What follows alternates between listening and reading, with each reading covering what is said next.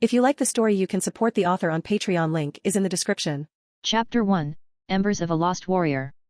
Tai Lung sat in his small cage with a hollow spirit. The once mighty warrior now felt his strength sapped, not by a worthy glorious battle, but by the foul trickery of the tiny chameleon he looked down upon. She had stolen his chi, and with it, his kung fu. Once, he stood proud, fierce, unmatched. Now, he could barely move his body. When the fat panda had defeated him long ago, Tai Lung had hated it, but he had understood it. That fight had not been just a clash of skill. The fat panda, as ridiculous as he seemed, was chosen.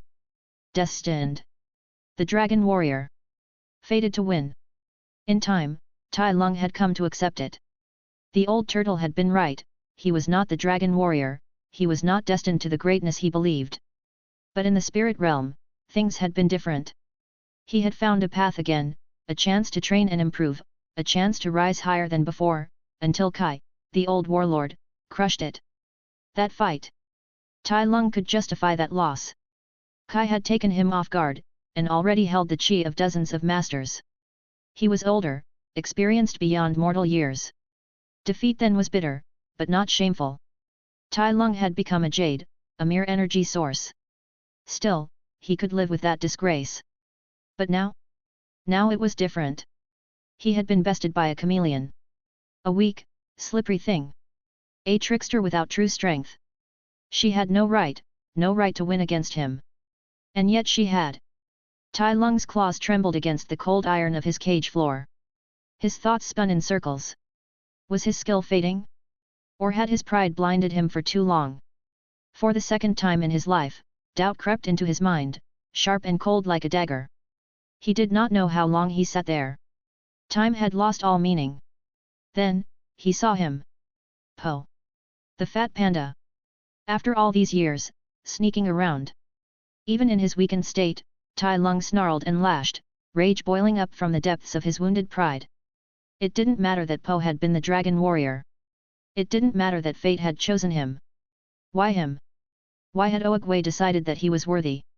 What made that bumbling, dim-witted panda so special? And yet, Tai Lung watched. He watched Po, alongside that annoying little sidekick, face the chameleon, the same one who had defeated him. But this time, the panda won. The chameleon, now bloated with the stolen chi and skills of dozens of masters, was still no match for Po. And Tai Lung knew then, with a bitter twist in his gut, that he himself would have lost too. He was too weak. At that moment, she was far stronger than him. When the cages broke and he was freed, he stood among the other masters. All walking toward Po. He didn't speak. Anger burned in his chest, but he didn't lash out. Not this time. A part of him screamed at him that he had missed something all along. Something important. Something that mattered more than strength. Standing before Po, he finally spoke. "I take back what I said," Tai Lung murmured, voice rough like gravel. Maybe Oogway was right after all. And then, slowly, painfully, he bowed. The gesture was surreal even to him. What else could he do? Po had saved him. He had defeated the chameleon, again and again proving his strength was more than muscle or skill. Tai Lung couldn't bear it. The shame twisted in his gut like a blade. All he wanted in that moment was to leave. To return to the spirit realm. To be free from this humiliating reminder of his failure, of his insignificance. Po, ever gentle, nodded and waved his staff. From it, 2 golden dragons rose into the air and spiraled around a tear in the fabric of reality. A gate to the spirit realm shimmered open. Tai Lung stepped forward, gripping the chameleon tightly. She screamed, thrashed, her form flickering. But she was weak now, too weak to escape Tai Lung's iron grip. He stepped through the gate last. Within the spirit realm, the other masters stood waiting. Silent. Watching. All eyes turned to the defeated chameleon in Tai Lung's grasp. Anger burned behind every gaze. Justice, vengeance, call it what they would. Tai Lung didn't care. He hurled the chameleon forward, letting her collapse at their feet. Yours, he said flatly. Then he turned and walked away. He didn't care what they would do to her. They wouldn't let her go easily, he knew that much. But he didn't want part in it. Not now. He needed solitude. He wandered for a long time. The spirit realm was vast and strange. Floating islands, glowing trees, endless skies. He walked until he stumbled across a familiar presence. Master Oogway. The old turtle sat, serene, meditating with eyes closed. Peaceful as ever. Tai Lung's breath caught. He hesitated. Then, slowly, he stepped closer. Oogway's eyes opened. He smiled, warm and gentle. "This is the first time you've sought me out," he said softly. Tai Lung didn't respond at first. His jaw tightened. Then, finally. "How did you know?" he asked. "How did you know I wasn't the dragon warrior? How could you see the darkness and the destiny of someone?" Oogway hummed, the sound like a breeze through leaves. "I didn't," he said. "But a true dragon warrior is humble. You were prideful. Had you chosen to accept my decision, to let go of your pride, perhaps you could have been the dragon warrior." Tai Lung's ears flicked. His eyes narrowed. "So it was a test," he said bitterly. "And I failed." Oogway's voice turned firm, but not harsh. "You are here because you still refuse to see your own faults. You blame me. You blame Shifu. You even blame Po. But the truth is, bitterness and rage were forged into your being. You refuse to accept the past and let go of your rage." Tai Lung didn't reply. For a moment, he wanted to attack the old turtle but he stopped himself. It was pointless, it won't change anything regardless of the outcome. Oogway continued, "But more importantly, did you truly want to be the dragon warrior? Was that dream your own?" Tai Lung didn't answer. He knew what the old turtle meant. He wanted to be the dragon warrior just to make Shifu proud. Shifu believed he was destined for greatness, so he would get that greatness. In the end, Tai Lung turned away. His silent leave was louder than words. Oogway watched him go, a tinge of disappointment and pity in his wise old eyes. Then, he closed them again and returned to his meditation, the wind carrying a whisper of regret through the stillness. Tai Lung moved silently between the floating islands of the spirit realm. The mist parted for him as he leapt across the ancient floating rocks and islands, each step landing with controlled precision. Eventually, he reached a relatively large island, peaceful and empty, distant from the others. He stood at its center, the stillness pressing in around him like a cold fog. Oogway's words echoed in his head. "A true dragon warrior is humble." Tai Lung's jaw tightened. Humble? That was ridiculous. Pride didn't mean darkness, it meant he had something that made him better than others, made him worthy. All of his life was about making his father proud, nothing brought his life meaning and joy like the praise of his father. That was Oogway's clue to his darkness. Did Oogway really think that? Or did he choose to lie to him? Tai Lung shook his head. It was too late now to think about it. "I don't want to be weak, I don't want to lose again," Tai Lung muttered under his breath, claws curling into fists. He narrowed his eyes, took a deep breath, and dropped into a stance. The air around him shifted as he began to move. Punches. Kicks. Fluid strikes of his kung fu. His muscles surged with every motion. The energy inside him churned, coiled like a dragon ready to strike. With each blow, more and more of his chi surged outward, rippling through the air in radiant pulses. He needed to be better. Faster. Stronger. Deadlier. He moved with renewed purpose, a storm of motion on the quiet island. His strikes cracked the ground beneath him, the air trembling with the force of his will. Each motion released more chi, the brilliant light began trailing his limbs like after-images of pure power. Then, he noticed it. A tree nearby began to glow. Tai Lung froze mid-strike, panting softly. He turned slowly toward the source. The tree's bark shimmered with red light, deep, resonant and alive. He had never seen this before in the spirit realm. He approached it cautiously, eyes narrowed, all senses alert.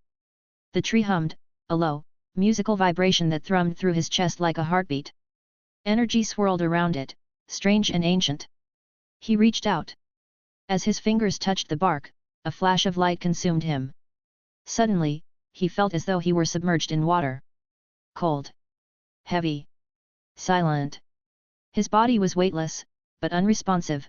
He couldn't move his limbs, couldn't breathe, couldn't scream. Panic surged inside him, but there was no air, no way to cry out. Then he surfaced. Air filled his lungs, though he hadn't realized he'd needed it. Before him stood a towering being, tree-like in form, but far stranger. Its body was composed of wood and shimmering spirit light, and atop its trunk, several heads bloomed like grotesque flowers.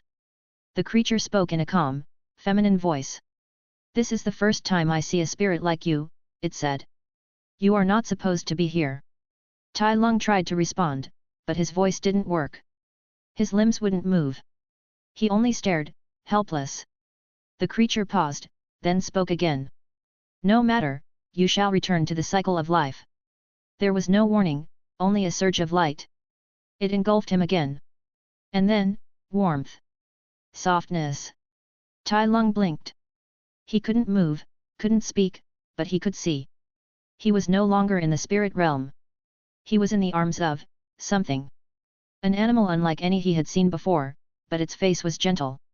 Loving. It looked down on him with what he could only describe as a smile. The creature spoke, voice trembling with joy. "I am finally holding my son." Another voice drifted in, warm and teasing. "Our son." Then, more firmly. "As we agreed, we shall name him Tai." Tai Lung's eyes fluttered slowly, trying to make sense of this impossible moment. He couldn't move. Couldn't speak. Only stare. The two strange animals held him gently between them, gazing down with affection and awe. And just like that, Tai Lung's story began again. Chapter 2, Navigating a New World. Tai Lung had been reborn, somehow. He didn't understand the how or why, only that he was now trapped in the fragile body of a helpless child. And not just helpless, also humiliating. The once proud warrior who had challenged masters and stormed the Jade Palace now relied on soft-spoken strangers for food, warmth, and survival. To make things worse, time crawled. He was growing way too slow. He had been alive in this new form for over a year and still could barely take more than a few shaky steps before falling face first into the ground. His legs were pathetically weak. Each fall was a fresh insult. This is the price of failure, he thought grimly. Every time he tried to walk, his two caretakers, his supposed parents, cheered him on with wide smiles and gleaming eyes. Their excitement grated at him. He watched them warily, unsure of what species they even were. They called themselves humans, but Tai Lung had never seen such creatures before. Still, identity didn't matter for now. What mattered was strength. Growth. Survival. The role of a son? That could wait. He focused on building muscle and balance. What little he could do. Stretching. Standing. Testing his grip. Trying forms in secret. But every attempt was met with amused chuckles and warm laughter. His parents thought it was adorable. "Look at my son growing. You will become a great warrior one day," his father said once, ruffling Tai Lung's hair. Tai Lung merely turned away, jaw clenched, refusing to acknowledge them. He had to keep his mind focused. It was the only thing he could control. By the time he turned to, his tongue and throat had developed enough for speech. He couldn't yet articulate everything, but he could form words, express needs, ask questions. The first time he spoke clearly, both his parents gasped. "Our son is a genius," his mother had exclaimed, pulling him into her arms. "He's going to be a scholar, I just know it." Tai Lung said nothing. Let them dream. He had no desire to become a scholar, but now, with words, he could gather information. He asked questions. Not too many, not too deep, just enough to satisfy his curiosity. Where were they? What was this place called? What were they? His parents, patient and cheerful, explained everything. They were humans, they said. They lived in a land called the Fire Nation, one of the 4 great nations. A land where people could bend fire. Tai Lung blinked in confusion. Fire, bend. His father smiled and stood. "Let me show you." With a calm stance and a slow breath, his father punched the air and fire erupted from his fist. Tai Lung stared, stunned. He had trained under Shifu, fought the dragon warrior, faced warlords in the spirit realm, but this? To summon fire from your limbs with ease? It was unlike anything he had seen. And his father said many people in the Fire Nation could do it. Was this advanced Kung Fu? Or something else entirely? Tai Lung wondered. He didn't know. But it filled him with both curiosity and caution. Still, despite his seriousness, there were moments when Tai Lung's lack of knowledge betrayed him and made him into a joke. One afternoon, his father came home with a group of creatures called turtle ducks, placing them in a small backyard pool for decoration and calm. Tai Lung's eyes widened when he saw them. He padded over cautiously and sat near the edge of the pool. He leaned forward, watching the turtle ducks intently. Then, without thinking, he began trying to talk to them. "Hello, I am Tai Lung, pardon me for asking, but what are you?" he said. After some silence he frowned and spoke again. "Can you understand me? It is rude to ignore who is talking to you." The creatures tilted their heads. Quacked. Blinked. His parents, watching from the side, burst into laughter. "Oh, sweetie." His mother giggled. "You can't talk to turtle ducks." Tai Lung turned to them with an innocent, confused expression. "Why not?" Still chuckling, she knelt beside him. "Because turtle ducks and all animals can't talk. They're not like people." Tai Lung blinked. His mind froze. "What?" he said. His mother exchanged a look with her husband. "Animals don't talk, sweetheart. They don't think the way we do. They eat, sleep, and run. That's all. Only humans can truly speak." Tai Lung stared at the ducklings. At his mother. Then his father, who nodded gently. The horror bloomed inside him like a cold flower. They aren't intelligent. They don't speak, not because they won't, but because they can't. It made no sense. In his old life, creatures of all kinds could speak. Tortoises. Rabbits. Birds. Pigs. Even insects had personalities. But here. His mother giggled and rubbed his back. "It's all right, sweetie. You'll be able to talk with other children like you in due time." His father laughed as well, while the turtle duck jumped into the water with a splash. Tai Lung didn't laugh. He sat frozen, staring at the water with wide, disturbed eyes. His parents saw only a confused child trying to make sense of the world and continued laughing, unaware of the deep, quiet existential crisis their son was having. Underscore underscore underscore underscore underscore underscore underscore underscore underscore underscore underscore. Time moved forward, slowly, but surely. And with it, the strangeness of this world continued to unfold before Tai Lung's watchful eyes. By now, Tai Lung was certain that this was a completely different world from the one he used to live in. It was no hidden corner from his old world. This was entirely different. The animals were foreign, unrecognizable from those he had once fought beside or against. The laws of nature felt alien, fire that responded to will, stone that could rise at a thought. The very map of the land was unfamiliar, the names of nations echoing nothing from his old life. The only comfortingly familiar thing was the language. The words, the grammar, the tone, it was the same. And it only made the differences stand out more starkly. Tai Lung devoted himself to learning about this new world. He asked carefully curated questions, filtered his curiosity behind the innocent lens of a bright child. And his parents, always doting on him, answered with pride. The Lung family, they told him, was a noble house in the Fire Nation. A bloodline of elite firebenders and respected admirals, known for generations of military excellence and devotion to the Fire Lord. Their contributions to the war had earned them prestige and responsibility. War. The word came up often in his lessons, in conversations, in the stories his father told. For nearly a century, his nation had been locked in conflict. The Fire Nation, his family claimed, stood for order and progress. They had defeated the evil air nomads who clung to outdated ideals. Now, they fought against the barbaric water tribes and the corrupt Earth Kingdom, who refused to accept the Fire Nation's vision for a united world.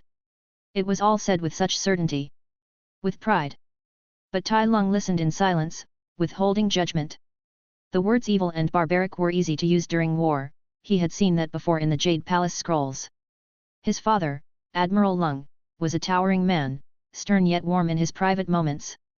He had remained at home for the first 3 years of Tai Lung's life, a decision he called his greatest honor. He trained in the courtyard, carried Tai Lung on his shoulders, and spoke to him about ships, strategies, and fire-bending forms in a simplified manner that can keep a child curious and excited. But the war called him back. Tai Lung remembered the day his father stood at the gate, wearing his full armor, his back straight and gaze firm. His mother clung to him for a moment longer than she usually would, her face calm but her hands trembling. "Don't worry," the Admiral said softly, brushing her hair back. "No enemy can defeat me." He knelt beside Tai Lung, placing a firm hand on his son's head. Grow strong, Tai. Lead with fire in your heart. Then he left, his silhouette disappearing into the horizon with the soldiers of his fleet. After that, Tai Lung's mother resumed her routine. She smiled, sang, and cared for Tai with grace. But her eyes lingered too long on the horizon. Her hands paused sometimes when folding clothes. And when she thought Tai Lung wasn't looking, she'd sit quietly by the window, holding her husband's old scarf in silence. Tai Lung saw all of it. He didn't speak of it. Didn't ask. He merely nodded when she smiled and kept his expression blank when her gaze wavered. Instead, he focused inward. He honed his small, soft body with discipline. He stretched. He moved. He trained. Slow as it was, strength would return. One day, he would reclaim the power that once made even masters fear his name. This wasn't the world he knew, but he would rise in it, just as he had in the last, but this time he was going to stand at the very top. He won't be a loser again. Chapter 3, Firebending. Tai Lung's fists struck the air in practiced, deliberate patterns, precise and powerful, or as powerful as a child could manage, still it was far beyond what anyone his age should be capable of. His breathing was steady, his mind focused, his form near flawless for someone with a body so small and undeveloped. His mother watched from the veranda, arms folded beneath her sleeves, a conflicted expression on her face. It had been weeks now, months even, and Tai Lung rarely did anything but train. She had tried once again that morning, gently kneeling by his side and offering a warm smile. Tai, why don't you go play with the other children for a while? There's a festival in the market today. I'm sure they'd love to have you join. Tai Lung had paused only briefly before replying in his usual calm, quiet voice, I enjoy this more. I'll stop before I overdo it. Then, without waiting for her response, he resumed his solitary routine, leaving his mother silently watching him, unsure whether to admire or worry. Yet despite her unease, there was no denying his passion. He wasn't training out of obligation or mimicry, he wanted this, he enjoyed it for some reason she couldn't grasp. But since that was the case, then she would support him properly as his mother to best of her ability. The next week, 2 new faces arrived at their estate. One was a seasoned firebender and martial arts master, gruff but sharp-eyed, his posture commanding even in stillness. The other, a thin, well-groomed man dressed in long red robes, introduced himself as a tutor of etiquette and general education for noble families. Tai Lung welcomed the change. He didn't resist the decision, on the contrary, he found it advantageous. Knowledge offered freely from experienced individual was better than piecing it together through silent observation and self-training. And firebending? Master the art had become the flame that fed his very soul. From the moment he began formal lessons, he noticed something strange. His body, while still developing, felt different inside. He could sense an additional energy center, a 7th chakra point, that hadn't existed in his old life. He suspected this was what allowed humans in this world to bend elements with such ease. And he intended to master it, just like he mastered the 1000 Kung Fu scrolls in his past life. It didn't take long for his firebending teacher, Master Ronzu, to become astounded. Tai absorbed each lesson like a sponge. Movements, breathing techniques, stances, he remembered everything, applied everything, improved by the hour. There was fire in his strikes that shouldn't have existed yet. The teacher often stood speechless, then quickly shifted into excitement. Tai Lung's talent was undeniable, the greatest he had ever seen. But if Master Ronzu's lessons were thrilling, the other teacher's lessons were the opposite. The etiquette tutor, Maisho, lectured endlessly on posture, titles, tea ceremony rules, greeting gestures, and 100 other trivial details that Tai could not care less about. He tried, truly, but many of these customs seemed so arbitrary. What did it matter how deep you bowed, or which spoon was used first at a banquet? Still, he endured it. He did not protest. His parents had given him more than he could repay, and bringing shame to their house was not an option. So he nodded through lectures, memorized rules, and made sure his responses were perfectly polite. Seasons passed. One evening, in her private quarters, Lady Lung sat at her desk with a fresh scroll of parchment and began to write. The dim candle light flickered gently as she poured her thoughts into words. My dearest husband. I hope this letter finds you safe and strong. I miss you terribly. Tai is growing so quickly, he is already speaking fluently and learning at an astonishing rate. His teachers can't stop praising him.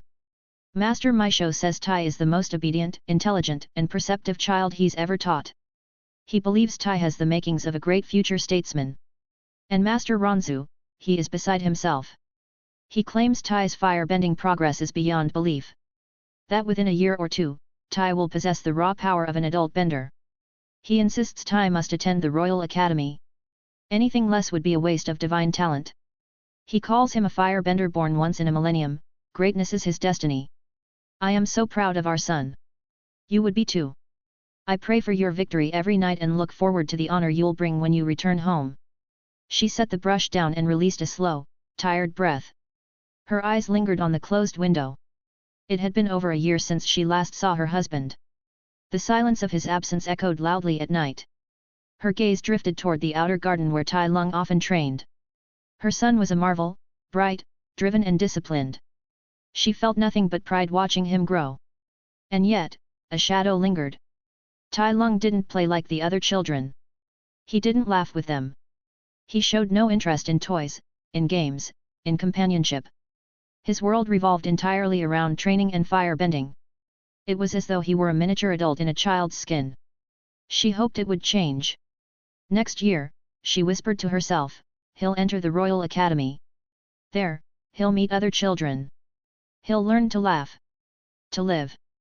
To do something beside training. She pressed her hand against her heart, as if holding that hope in place. And outside, in the moonlight, Tai Lung continued his silent routine, fire swirling around his small hands as he trained for the life ahead. Underscore.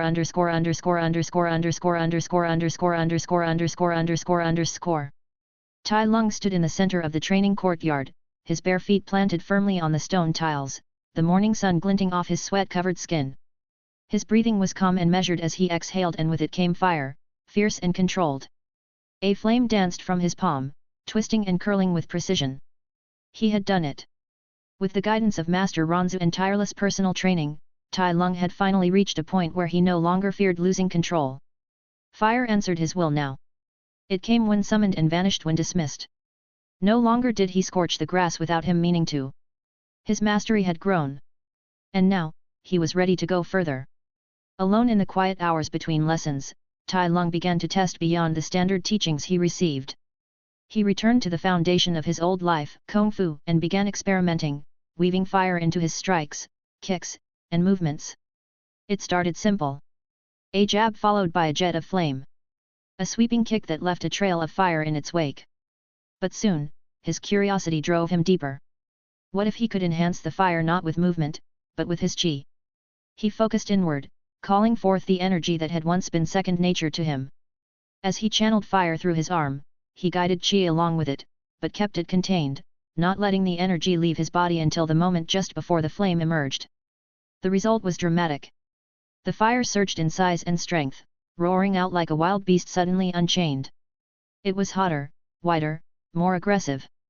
Yet when Tai Lung tried it again, this time allowing the fire to leave his body first before infusing it with chi as it escaped, something incredible happened. The fire turned blue.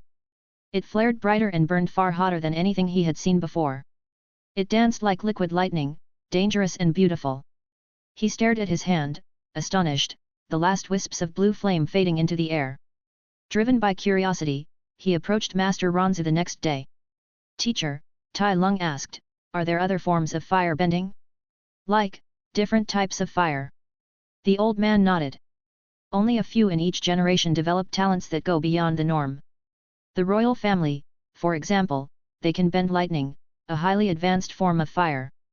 Others, rare ones in our history, have been able to produce blue flame, a hotter and more destructive flame. But such talents are uncommon.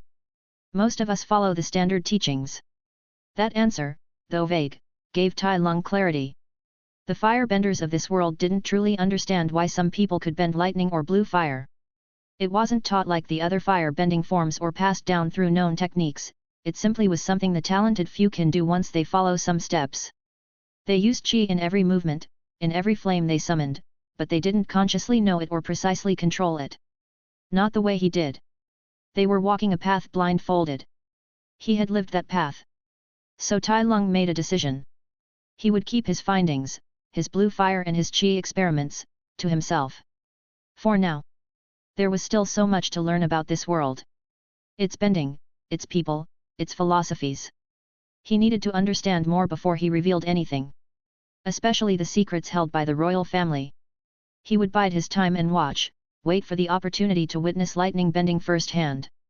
Until then, he would train in silence, he would grow to become a feared warrior like his previous life. Chapter 4, H-Eater's Destiny. The courtyard was still that morning, the sun glinting faintly across the rows of wooden dummies scarred by fire. Tai Lung's breaths came in heavy bursts, his body dripped with sweat, muscles trembling from the endless sequence of strikes, kicks, and fire-bending drills that Master Ronzu demanded of him. And then, quite suddenly, his knees gave way. His back hit the floor with a dull thud, chest heaving, vision spinning from sheer exhaustion. He looked up at Master Ronzu, whose calm eyes observed him without surprise. "Apologies," Tai Lung managed between ragged breaths. "I am too tired to continue. Give me 30 minutes, and I will be able to continue." Master Ronzu gave a short nod, but there was something thoughtful in his expression. His brow furrowed slightly as he muttered under his breath, "He definitely has a unique body." His words were quiet, barely louder than a whisper, but Tai Lung's sharp hearing caught them. He raised his head slightly. "How is my body unique?" he asked, voice steady despite his exhaustion. Master Ronzu blinked in surprise, clearly taken aback. "You heard that?" Tai Lung nodded once. The old master regarded him in quiet wonder before replying, "You trained too hard, and for too long. Someone your age shouldn't have that kind of endurance and stamina. In fact, this is my first time pushing someone your age this hard." Tai Lung pushed himself up to a sitting position, still breathing heavily. "I have been training non-stop for a while now. It is only natural for my stamina and endurance to grow." Ronzu shook his head, his lips twitching as though he found the boy both impressive and troubling. "Even children a few years older than you shouldn't possess your speed, strength, and endurance. There is a limit to how fast you can grow, but it looks as if it doesn't apply to you. Moreover, it takes you only 30 minutes to recover from complete exhaustion to the point where you can continue with the same pace. Even adults won't be able to do that." His eyes softened slightly as he added, almost reverently, "That's a blessed body by Agni, if I ever saw one." Tai Lung's golden eyes lifted toward him. "So I am growing too fast compared to humans? How fast does a human grow normally?" Master Ronzu let out a short, hearty laugh. "I praise you a little and you start to ask like you're not a human." Tai Lung said nothing. He merely kept staring, his expression questioning and serious. Ronzu's laughter faded. He sighed and rubbed the back of his neck. "Compared to others, you are not," he admitted. "Your body looks a year or two older than it should. Many 12 or 13 years have less stamina, speed, and strength than you, not to mention your fire bending. It's extraordinarily powerful for your age." Tai Lung nodded lightly, his mind already spinning. He had long concluded that humans grew slower than animals had in his previous life, but hearing Master Ronzu's words made him realize it was even worse than he'd imagined. Still, if humans were truly that limited, why was he different? Did he really possess some kind of special body? Or did he do something special unintentionally? Before he could dwell further, Ronzu spoke again, his voice calm but firm. "Don't let that get to your head. Even a normal person will be able to surpass you if they train hard enough while you're slacking." For a brief instant, Po's round, smiling face flashed in Tai Lung's memory, a reminder of his past arrogance and underestimating his opponent. He quickly dismissed it. "You don't need to warn me," Tai Lung said, his tone quiet but laced with conviction. "I know that very well. I don't plan on slacking now or underestimating anyone." Master Ronzu didn't seem to take the boy's seriousness too deeply, he merely nodded, satisfied that his student understood the lesson. "Tai Lung, you are meant for greatness. I know that," Master Ronzu said with a smile. Tai Lung didn't react to his words, just stared at the dummies in front of him. But deep down, he hated these words, regardless of the truth behind them, because they reminded him of Shifu. The night was still. Tai Lung sat cross-legged in his room, his breathing slow, steady. Between his fingers hovered a small, trembling blue flame. It danced upon his palm like a living spirit, flickering in rhythm with his heartbeat. He gazed at it quietly, Master Ronzu's words echoing in the back of his mind. "A blessed body by Agni, if I ever saw one." Was there truly something special about him, he wondered silently. The thought gnawed at him. He carried the knowledge and skills from his previous world, his previous life, to this one. In that life, his body had been forged in battle and under the discipline of Shifu, as unyielding as stone and sharp as blades. Yet this body, this fragile, human form was soft, unarmed. No claws, no fangs, no fur to shield it. Even the strongest adults he had seen lacked the raw power and speed his former self once possessed. Could such creatures ever rival what he used to be? He doubted it. His flame quivered as he pondered. Perhaps his faster growth had nothing to do with fate or divine blessing. Perhaps it was his training, the endless hours of toil based on the training he knew from his past life. Maybe it was just the unique training that drove his body to surpass others his age and nothing more.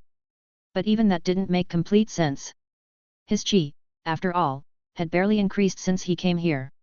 Then, a sudden clarity pierced his mind, a spark of understanding brighter than the flame in his palm. My chi, it's as strong as it was in my last life. His eyes widened. I didn't start over. I carried it with me when I came here. The revelation hit him like a bolt of lightning. His fingers clenched instinctively, and the little blue flame vanished in a puff of smoke.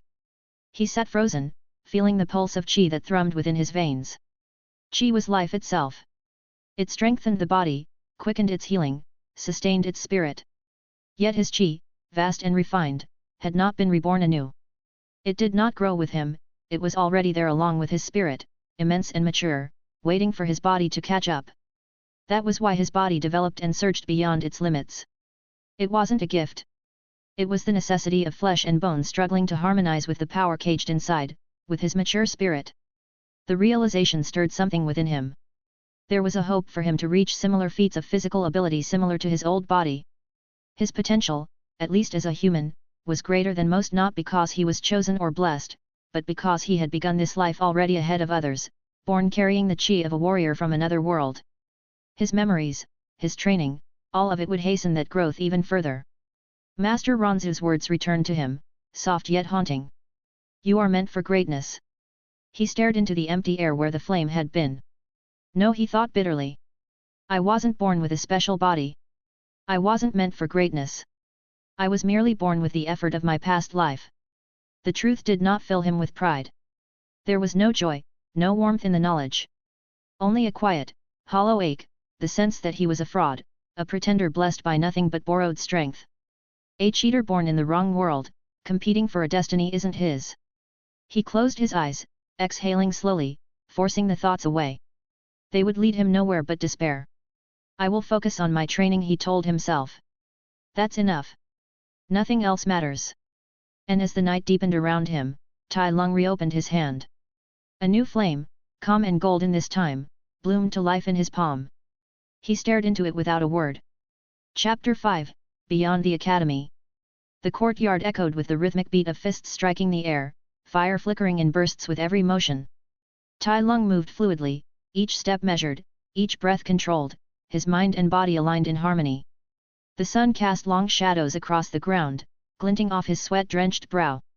Then he sensed a presence calm, composed, and heavy with authority. Tai Lung paused mid-strike, turning his head toward the entrance of the courtyard. A tall man in a dark red uniform stood there. The uniform was different from regular uniforms. At a glance anyone who is not familiar with uniforms will still recognize it as a uniform of a high-ranking soldier. The man's face was sharp, weathered by the elements of war, but his eyes were warm. Tai Lung took a breath, bowed lightly, and said with calm respect, "Welcome back, father. Glad to see you return safe and sound." Admiral Lung smiled, stepping forward with deliberate grace. "My son has grown so much. I have been away all of these years, and despite how long that was, you can still recognize me. I am glad you didn't forget my face." The Admiral took in the sight of his son. The boy's face was still young, but a glint of sharpness in these golden eyes gave the feeling Tai Lung will grow to be someone exceptional. "It would be shameful not to recognize my own father," Tai Lung replied. The Admiral laughed, a deep and proud sound. "I'm glad I've returned. To see my wife and my son with my own eyes again, nothing in the world can match this moment." Tai Lung gave a soft nod in return. He could see the genuine happiness and relief in his father's eyes. That evening, the family of three gathered together for the first time in years. Lanterns lit the room with a gentle glow, and the Admiral, still dressed in his formal robes, shared tales from the front lines. He spoke of naval conquests, strategies that led to victories, and the honors bestowed upon him by the Fire Lord himself. His tone was light, carefully tailored to keep the horrors of war out of reach for his young son. But Tai Lung wasn't like other children. Behind each filtered tale, he heard the screams, the chaos, the bloodshed. The fire and steel. Though his father smiled, Tai Lung saw the shadows in his eyes. He understood perfectly the carnage that such achievements demanded. Later in the conversation, Admiral Lung turned to Tai Lung with a glint in his eye. "Next week, you'll be joining the Royal Academy. And you won't be the only one," he added. "Prince Zuko, son of Prince Oze, will also be attending. He comes from a divine bloodline, but with your talent, I believe you'll be able to keep up." Tai's eyes gleamed with intrigue. A member of the royal family. A firebender with divine heritage, and if rumors were true, one who would one day master lightning. The chance to observe him, perhaps even learn from him, it was too valuable to ignore. The next day came swiftly. Admiral Lung stood tall in the courtyard, arms crossed behind his back. "I want to see your progress with my own eyes," he said. "Show me what you've learned, son." Tai Lung bowed respectfully. "Yes, father." He took his stance and began to move, martial strikes flowing one into the next like water turned to flame. Fire blossomed from his limbs, roaring to life in perfect synchrony with his movements. Though he held back, refraining from using chi-enhanced movement or the blue flames he had unlocked, his technique and control were a marvel to witness. The Admiral's eyes widened. He had seen countless firebenders in his long career, soldiers, lieutenants, prodigies. But his 6-year-old son, the discipline, the control, the intensity, Tai was more capable than many adult soldiers he had commanded. The only advantage they had over his son was their body size and battlefield experience. When Tai Lung finished, he stepped back and looked up at his father, silent and awaiting judgment. Admiral Lung coughed lightly, composing himself. "You're much better than I expected. Definitely the best I've seen at your age." A proud pause. "But," he added, his voice returning to the tone of a seasoned commander, "you still have a long way to go before becoming a true firebender and master."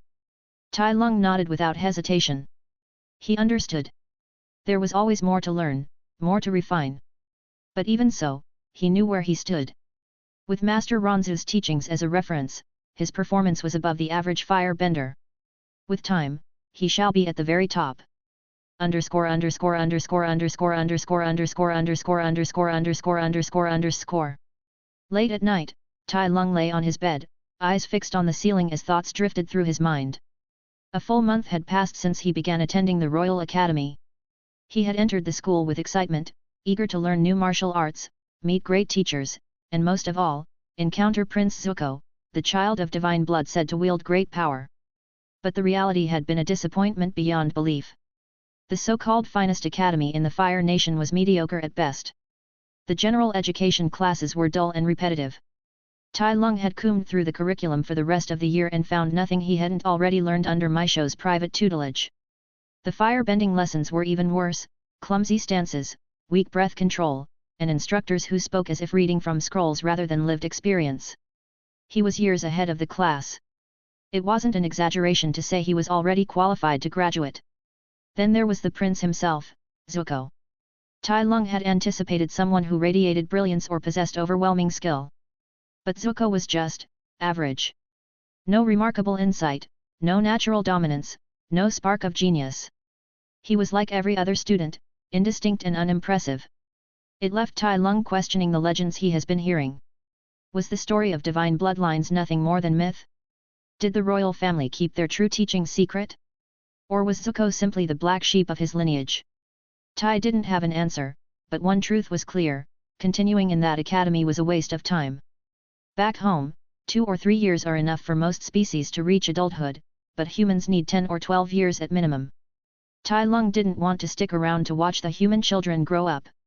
The very next morning, he brought the matter up with his parents over breakfast. "I want to withdraw from the academy," Tai Lung said plainly. "I can train and learn on my own much faster than sitting through those classes for the next 7 years. But his parents immediately dismissed the idea. "It's important for you to interact with other students," his mother said firmly. "It's not just about learning," Admiral Lung added. "It's about understanding the people around you, learning how to stand among them." To learn our values and what it means to be honorable. That is as important as the fire in your veins.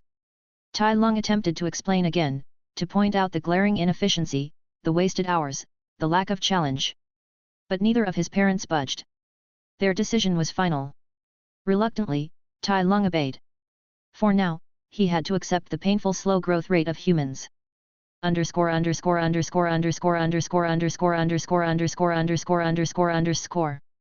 Meanwhile, in the royal palace, dinner was served in golden silence.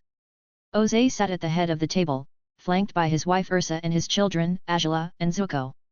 The air was still, save for the clinking of porcelain and silver. Then Oze looked up from his plate and narrowed his eyes at his son. "I've been hearing from your school," he said coolly. "Your performance is not up to royal standards." Zuko flinched, his grip tightening on his chopsticks. Across the table, Angela smiled faintly, while their mother's expression darkened with concern. "He just entered the school," Ursa said calmly. "You can't judge him like that so soon." But Oze's gaze didn't shift. "Zuko is a prince of the Fire Nation," he said. "Yet he is consistently overshadowed by his classmates, especially Admiral Lung's son. That boy has been at the top of every class since the first day." He leaned forward, his voice colder now. "I expect you to rival, or even surpass, this classmate of yours. Anything less is simply a failure, and that is not acceptable for a son of mine." Zuko lowered his head and whispered, "Yes, father." The fire flickered in the nearby lanterns, but none burned hotter than the silent pressure settling over the prince's shoulders. The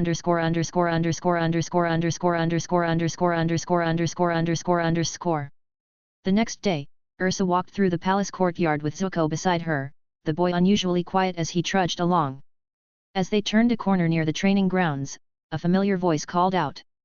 "Ursa! Nephew!" Crown Prince Iroh stood at the end of the walkway, smiling broadly as he approached them with his usual warm demeanor. "Uncle," Zuko said flatly, giving a small nod before continuing to walk past. He didn't stop, nor did he look back. Iroh's smile dimmed slightly as he turned to Ursa, concern flickering in his eyes. "Is Zuko all right?" Ursa let out a quiet sigh. "Oze is putting too much pressure on him." He scolded Zuko for not being the top of his class. "Apparently, a son of some admiral is outshining him." Iroh frowned and shook his head slowly. "Oze has always been too harsh." "Do you know which admiral?" "Admiral Lung," she replied. Recognition lit Iroh's face. "Ah, Lung. I didn't realize his son was Zuko's age." A fond smile touched his lips. "Shoryan Lung is an old friend of mine, a good man, disciplined and loyal. Perhaps I can help." Ursa tilted her head. "Help?" Iroh nodded. "Why not introduce Zuko to Lung's son? Let them become friends, maybe even rivals. That kind of companionship could inspire and strengthen them both." Ursa's expression softened with gratitude. "I can't thank you enough, Iroh. Zuko needs someone like that right now." Iroh waved it off with a chuckle. "He's my nephew. It's my duty and my joy to help him." Chapter 6, The Prince and the Prodigy. Later that day, Iroh summoned Zuko and told him they were going to visit an old friend of his, an admiral of the Fire Nation, one of the best the Fire Nation military had. Zuko's eyes lit up. "Really? An admiral?" He straightened his posture, trying to look more presentable, excitement filling his eyes. Soldiers and war heroes were figures he looked up to, and the chance to meet a high-ranking hero who led their soldiers to victories was a rare opportunity to him. The two of them made their way to Admiral Lung's estate, a large but modest home that reflected dignity rather than extravagance. When they arrived, a servant opened the front gate. Her eyes widened the moment she saw the Crown Prince standing before her. "Your Highness," she said, quickly stepping aside and bowing deeply. "Please, come in. I will fetch the master of the house at once." Zuko stepped inside, eyes scanning every detail, while Iroh nodded politely and followed her lead. They were guided to the guest room, where the two sat on finely crafted chairs. Zuko looked around curiously at the decorations, the paintings of dragons and ships adorning the walls. Meanwhile Iroh simply waited with a serene expression. A moment later, footsteps echoed through the hall, and a tall, broad-shouldered man entered with a beaming smile on his face. "What an honor to have the Crown Prince in my home." Iroh stood and returned the smile warmly. "Shoryan, my friend. It's been a while." The two men bowed briefly in the traditional Fire Nation greeting clasp. I've been impressed by the war reports I've received, Iroh continued. Your leadership was remarkable. Tai Lung grinned. Coming from the Dragon of the West, that means a great deal. Zuko watched them quietly, admiration already growing in his eyes. The two great warriors sat side by side, catching up as old friends do. They reminisced over past campaigns, shared thoughts on current military strategies, and exchanged news of old comrades. After a moment, Iroh leaned back and chuckled. I must say, I was surprised to hear your son has joined the Royal Academy. Shulyan nodded with a smile that brimmed with pride. Yes, he has.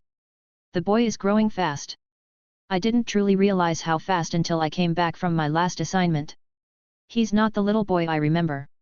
Iroh returned the smile, amused and curious. Where is your son now? Shulyan gestured toward the back of the house.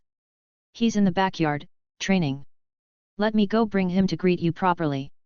But Iroh raised his hand gently. No need. I wouldn't want to interrupt his lesson. It's fine, Shulyan said with a wave of his hand. Tai is training alone. There's no lesson to interrupt.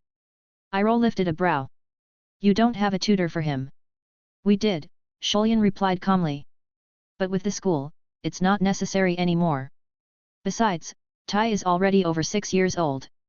He knows how he should train. Iroh blinked at his old friend's absurd statement and thought to himself 6 years old is too young to be training alone. He wanted to say something, but then stopped himself. The look on Shulyan's face was filled with unwavering pride. Iroh chose to remain silent on the matter and instead said, then I'd like to see the boy training, if you don't mind. I admit I'm curious. Shulyan nodded at once. Of course. He led the two royals through the house. Zuko followed closely, his curiosity growing with every step. He hadn't realized this was Tai Lung's home or that Admiral Lung was his father. Hearing the name and knowing Tai Lung was out back training piqued his interest deeply. Tai Lung was always ahead of him in class. No matter how hard Zuko tried, Tai Lung always stood out, always shone brighter. Now, finally, he would see what Tai Lung did outside school. When they reached the courtyard, they found the boy standing alone, punching and kicking at the air with repeating movements. Each strike released a small, controlled burst of flame that dissipated shortly after forming. Zuko blinked at the sight. The movements were sharp and impressive, but the fireballs seemed too small to him. I could make bigger flames than that, he thought. Zuko felt a sense of self-satisfaction at that thought. But Iroh's eyes narrowed as he observed. He noticed immediately what Zuko could not: each flame was exactly the same. Same shape. Same size. Same intensity. Each move released the same amount of power and control. That kind of consistency was something most of the adults couldn't pull off, it was something only true firebending masters achieved after years of disciplined training. And here it was, executed perfectly by a boy the same age as Zuko. Shulyan spoke softly, his voice calm but filled with restrained emotion. Tai's been training like this before he even turned 4. His dedication to firebending is astonishing. But... He paused for a heartbeat. I admit it concerns me sometimes. Despite the concern in his words, Iroh could hear the unmistakable pride underneath. He looked at Shulyan, then at the boy. Iroh thought. Any father would be proud to have a son like that. It was no wonder Zuko was being outperformed.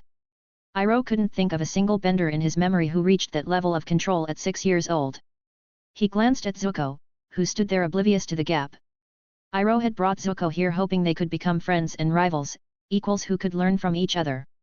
But now, it was clear to him, if anything, Zuko would be the one doing the learning. Tai Lung stopped and turned, his eyes noticing the 3 visitors. He caught sight of Zuko, then the man beside him.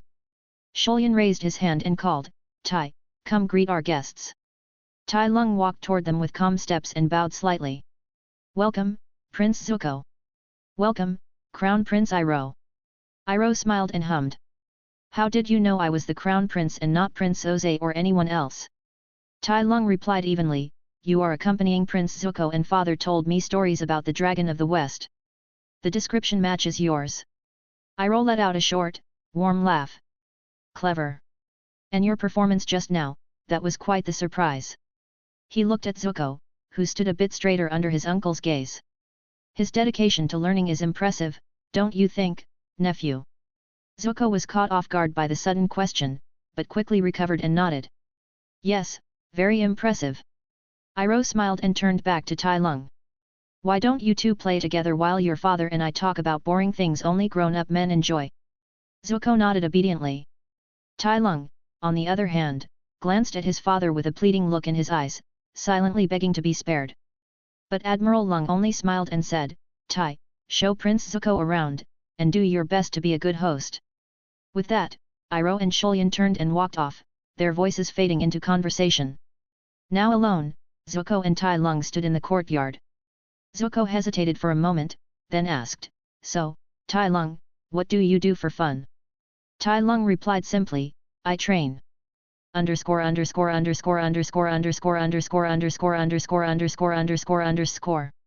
Iroh sat down, his gaze thoughtful as he looked at his old friend. How did you manage to raise your son like that? I have never seen someone his age reach such an advanced level. And what do you feed him? He looked a year or two older, my nephew. Shulyan gave a calm shrug. I did nothing special. When Tai was younger, I showed him firebending. Since then, he's been training non-stop. If he's not sleeping, eating, or reading, he's outside training. I never pushed him to do any of it. What you saw today is the result of his dedication. Iroh nodded lightly, still visibly impressed. This is the first time I've heard of a child doing that on his own. Shulyan gave a small sigh, part pride and part concern. He's smart, talented, and his mind is focused on a singular goal. All he wants to do is train and learn. He even wanted to drop out of the Royal Academy, saying he could learn and train better on his own. In truth, that's been a source of worry for me and his mother. He's obsessed with firebending. He doesn't like to play or meet people. Iroh stroked his beard, a thoughtful look settling on his face. Then perhaps it's a good thing that my nephew and your son become close friends. Tai Lung can push the little prince to grow stronger, and Zuko can be a friend Tai Lung clearly needs. Shulyan considered it for a moment, then nodded with a small smile. That would be good for both of them, I think. Their conversation shifted naturally to more pressing matters. Iroh leaned in slightly, lowering his voice. I'm planning to move against Ba Sing Se. The Earth Kingdom's great city. Shulyan's eyes narrowed. You're planning a siege? Iroh nodded. I want the support of the other generals and admirals. We'll need approval to mobilize and help with logistics. It's going to be a major operation. Shulyan crossed his arms.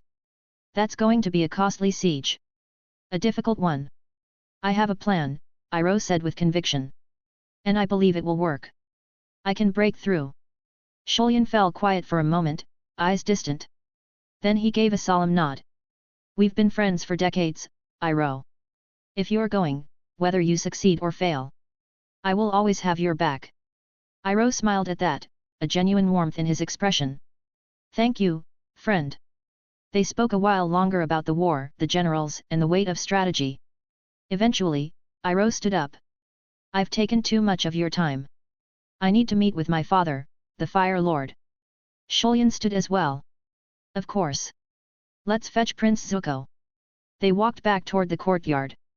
When they arrived, they found Zuko lying on the ground, panting heavily, dirt smeared across his clothes and face. Not far from him, Tai Lung was still practicing, the same as before. What happened here? Shulyan asked, puzzled. Zuko didn't respond, still catching his breath. Tai Lung stopped his movements and turned. The prince wanted to train with me, but he got tired. Iroh stepped forward, kneeling slightly beside his nephew. After a quick look to ensure he was unharmed, he asked, Nephew, can you stand? Zuko nodded and pushed himself up, wobbling on shaky legs. Iroh chuckled softly. Let's go back to the palace so you can rest properly. Shulyan and Tai Lung walked them to the outer gate. Once Iroh and Zuko had departed, Shulyan looked at his son. You didn't beat the prince, did you? Tai Lung looked up at his father. He trained a little and dropped, as you saw. I don't think the prince would survive a beating. He is too soft. Shulyan sighed. He is royalty, Tai. Be nice to him. Chapter 7, Lighting and Azula. Tai's life continued as it had always been, calm, focused, and solitary. School filled his mornings, training consumed his afternoons, and when the sun dipped below the horizon, he read and studied firebending scrolls. The only foreign element in his otherwise disciplined life was the occasional presence of Prince Zuko. The young prince would visit from time to train with Tai Lung. Though Tai Lung found Zuko's presence somewhat annoying, he tolerated it. There was something respectable about the prince's effort. Tai Lung could see it clearly, Zuko was trying, with all his might, to match him. Whenever Zuko came by, his mother, Ursa, often accompanied him. She would stay with Tai Lung's mother, and over time, the two women became friends and began confiding in each other some of their worries. Despite the growing bond between their mothers, Zuko's many invitations for Tai Lung to visit the royal palace were all politely declined. Not once did Tai Lung accept. Like this, 2 years passed in a blink. The steady rhythm of life shattered with a thunderous declaration: the Crown Prince was planning an assault on Ba Sing Se, the Earth Kingdom's greatest city. The impenetrable stronghold. Among those who would accompany the Crown Prince on this historic campaign was Tai Lung's father, Admiral Lung, along with other seasoned generals and admirals. The day of departure arrived. Families gathered near the docks, their faces tense with silent prayers and tight embraces. This time was different. This wasn't a small deployment or a minor skirmish. This was a siege. A full-scale assault against the Earth Kingdom's mightiest force. Tai Lung stood quietly on the deck of the commanding ship. From his spot, he watched his mother embrace his father, her eyes shut tightly, her lips whispering a desperate prayer for his victory and safe return. When they pulled apart, Admiral Lung turned to his son. "Don't slack off while I'm away." "That should be the last of your concern," Tai Lung replied firmly. "I pray for your victory, father." A moment later, the Crown Prince Iroh boarded the ship with his son, both dressed in the uniform of the Fire Nation's military. Iroh approached Admiral Lung, his tone direct but cordial. "Admiral Lung, we should prepare to leave." The Admiral gave a respectful nod. "Of course, Crown Prince." Before departing, Iroh turned to Tai Lung. "I thank you for being a friend to Prince Zuko. I hope you will continue to be one." Tai Lung gave a slight nod, then paused for a moment. His eyes locked with Iroh's. "Crown Prince Iroh, would it be fine if I made a request before you leave?" The sudden words drew the attention of everyone nearby. Mothers, officers, even soldiers turned their heads in curiosity. Iroh tilted his head slightly.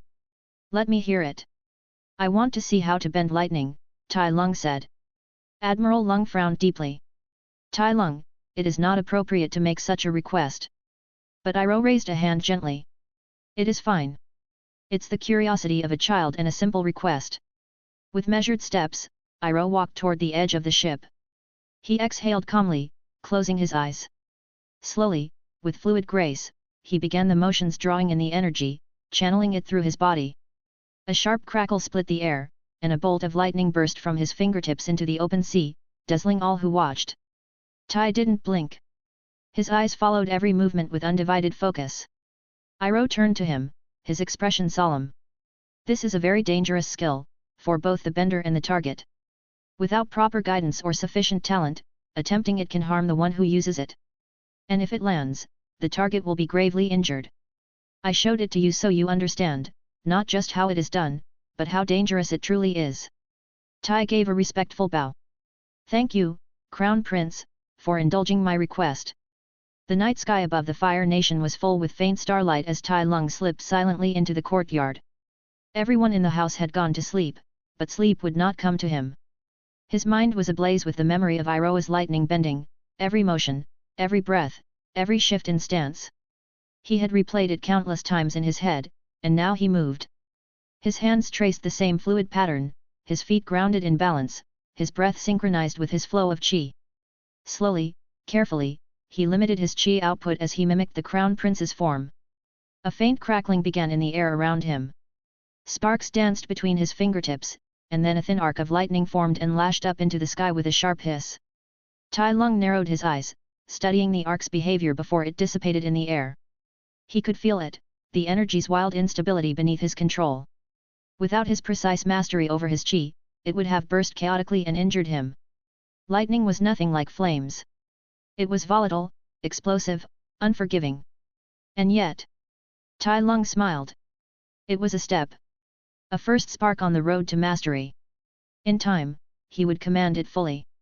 As with all things, he would train, and in time, he would dominate even lightning. Another year passed by in a blur. Tai Lung's routine never wavered: school, training, study, more training. Occasionally, news from the front lines filtered through. The Crown Prince's siege had successfully severed Ba Sing Se from the rest of the world, and the campaign had lasted more than 10 grueling months. The strain on the Fire Nation army was evident, but it was hoped that the Earth Kingdom forces were suffering even more. Back in the capital, another kind of siege continued: Zuko's unwavering attempts to bring Tai Lung to the royal palace. After nearly 3 years of Tai Lung's persistent refusal, Zuko's mother, Ursa, took matters into her own hands. She extended a personal invitation to Tai Lung's mother and, this time, insisted she bring Tai Lung along. His mother readily agreed, delighted at the chance to visit the palace and share time with her new friend. For the first time, Tai Lung would enter the royal palace. In one of the palace courtyards, Zuko stood awkwardly beside his younger sister Azula and her entourage. Azula wore a mischievous grin as she stood with her arms folded. "So," she said, "we're finally going to meet Zuzu's only friend." Tai Li clapped her hands lightly. "This might be fun. Someone new coming here. Hopefully he's not as bad as Zuzu," Azula added with a smirk. Mai sat silently beneath the shade of a tree, legs under her, listening to her friends. Zuko's eyes narrowed at his sister. "Don't badmouth my friend." Azula rolled her eyes. "I'm comparing him to a prince. Is that badmouthing?" Zuko clenched his fists. "You know what I mean. If you do that again..." "What?" Azula cut him off mockingly. "Are you going to run to Mom?" Before Zuko could answer, a pair of figures entered the courtyard. Their conversation stopped as Ursa stepped in, followed by Tai Lung and his mother. All eyes turned to the newcomer. Ursa smiled gently at the children. "This is Tai Lung, Zuko's friend. Play together and be nice. Do you hear me, Azula?" Azula blinked and returned a sugary smile. "I'm always nice to Zuzu and his friends." Zuko rolled his eyes in exasperation, while Ursa sighed and turned to leave with Tai Lung's mother. As they walked off, Tai Lung's mother chuckled softly. "Azula seems to be as energetic as you said." Ursa gave her a look. "Believe me, nothing I told you will be enough to describe her. Underscore underscore underscore underscore underscore underscore underscore underscore underscore underscore underscore." Zuko waved as Tai Lung approached. "I'm glad to see you here," he said warmly. "Let me introduce you. This is my sister, Azula. That's Tai Li." He gestured to the cheerful girl who waved energetically with a bright smile. "And that over there is Mai." Mai sat under the tree silently, not even bothering to acknowledge the introduction. Azula stepped forward, eyes scanning Tai with sharp curiosity. "So, you're Tai Lung," she said coolly. "The one who caused father to punish Zuko so many times." Zuko's face flushed red. "Azula." Azula rolled her eyes. "Oh please, everyone knows about it." She refocused on Tai Lung, folding her arms. "I heard you're a prodigy firebender and the best in the Royal Academy. Seeing you now, at least you don't look timid like my dear brother. But are you really his age?" Tai Lung noticed the gleam of competition in her eyes along with disdain, but he didn't rise to it. "Okay," he said flatly, then turned to Zuko. "Where can we train?" Azula frowned, clearly not used to being dismissed. "That's all you have to say?" she asked. Tai Lung looked at her calmly. "Yes, I'd rather just spend my time training." Zuko grinned at the exchange, pleased with how dismissive Tai Lung was of his sister. "Come, I will show you the training grounds," he said eagerly, leading Tai Lung away. Behind them, Azula narrowed her eyes, irritation bubbling in her chest. Then, suddenly, a smile curled her lips. With no warning, she charged forward, thrusting her hand out and launching a fireball straight at Tai Lung's back. Tai Lung heard it coming. In one fluid motion, he spun around, waved his hand, and dissipated the flame in the air. Before Azula could react, he stepped in, grabbed her by the neck, and brought her down to the ground with a swift, controlled movement. The courtyard went still. Zuko and the girls stared surprised at the turn of events. Azula groaned softly under the pressure before Tai Lung let go of her and stood. "I would expect a princess to have propriety," he said calmly, then turned his back to her and walked away. "It seems Zuko is the decent one in the family, the sister is acting like a 1-month-old bull despite her old age." Tai Lung thought to himself silently. Zuko burst out laughing, delighted. "Come on," he said, leading Tai Lung to the training area with renewed enthusiasm. Angela slowly stood, rage simmering in her eyes. Tai Li, eyes wide, said in awe, "That's the first time I've seen someone beat you." Angela turned to her, and Tai Li immediately went silent, taking a cautious step back. Angela looked toward Tai Lung's retreating form. "I will definitely beat him for today," she thought, fire dancing in her angry eyes. Chapter 8, An Ever-Changing Circle of Friends. A few days after his visit to the Fire Lord's palace, Tai Lung received another visit from Zuko. This time, however, he wasn't alone. With him were Angela, Tai Li, and Mai. Zuko looked less than thrilled by the company, clearly having failed to talk Angela out of joining them. Angela, for her part, had insisted on coming along. Tai Lung, already irritated by the disruption to his usual routine, now found the group even larger. But his annoyance was met with his mother's elation.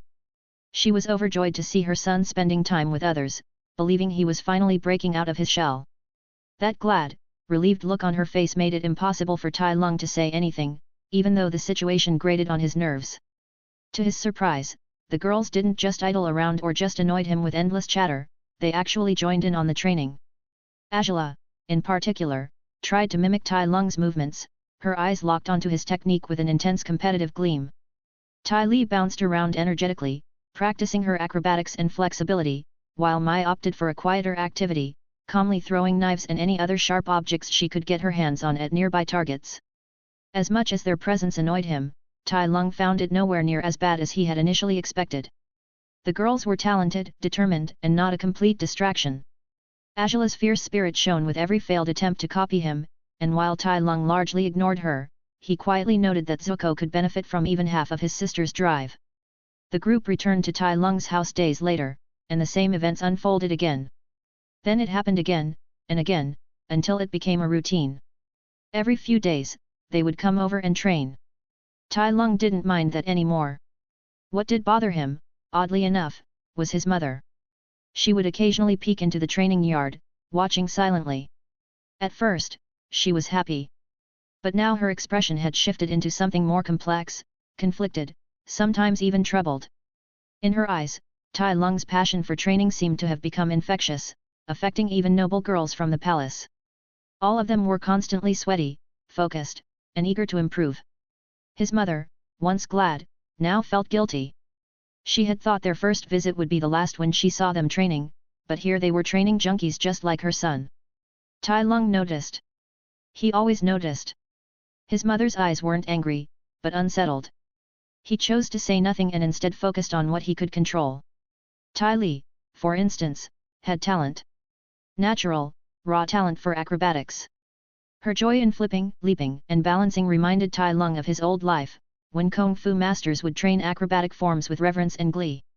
Something about her movements stirred old memories. Perhaps out of nostalgia, or something else, Tai began devoting some of his time to training her. He showed her moves she had never seen before, techniques from a past no one but he knew. Tai Li, in turn, was ecstatic. Finally, someone who knew more than her and who was willing to teach her. Meanwhile, in the background, Zuko and Mai would sneak glances at one another. There were small blushes, awkward eye contact, and quick looks away. Something soft and unsaid lingered between them. Angela, however, watched all of this with growing bitterness. She felt left out. The princess of the Fire Nation, ignored. Completely overlooked. Especially by Tai Lung, who gave most of his attention and effort to Tai Li, a girl who only knew how to juggle and bounce. Sometimes, he would show Mai tricks in throwing weapons, sometimes he would help Zuko, but when it came to Angela, the firebending prodigy, she was completely dismissed by him. She challenged Tai Lung to spar often, trying to prove herself. Every time, she lost. Miserably. Quickly. Brutally. Her frustration mounted with each defeat. She was supposed to be strong. She was destined for greatness. And yet she kept losing. To Zuko's classmate. And the worst part? There was nothing she could do about it. Underscore.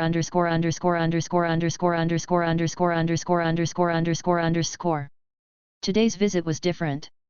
For the first time, the children arrived without Angela. Tai Lung noticed immediately but didn't say a word. It was Tai Li who pointed it out, bouncing up to him with her usual energy and curiosity. Did you not notice Angela's missing? she asked, tilting her head. Tai Lung gave a short nod. I can see that. Tai Li blinked, surprised. You're not curious why?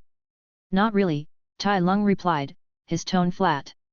Zuko stepped in to answer anyway, a trace of bitterness in his voice.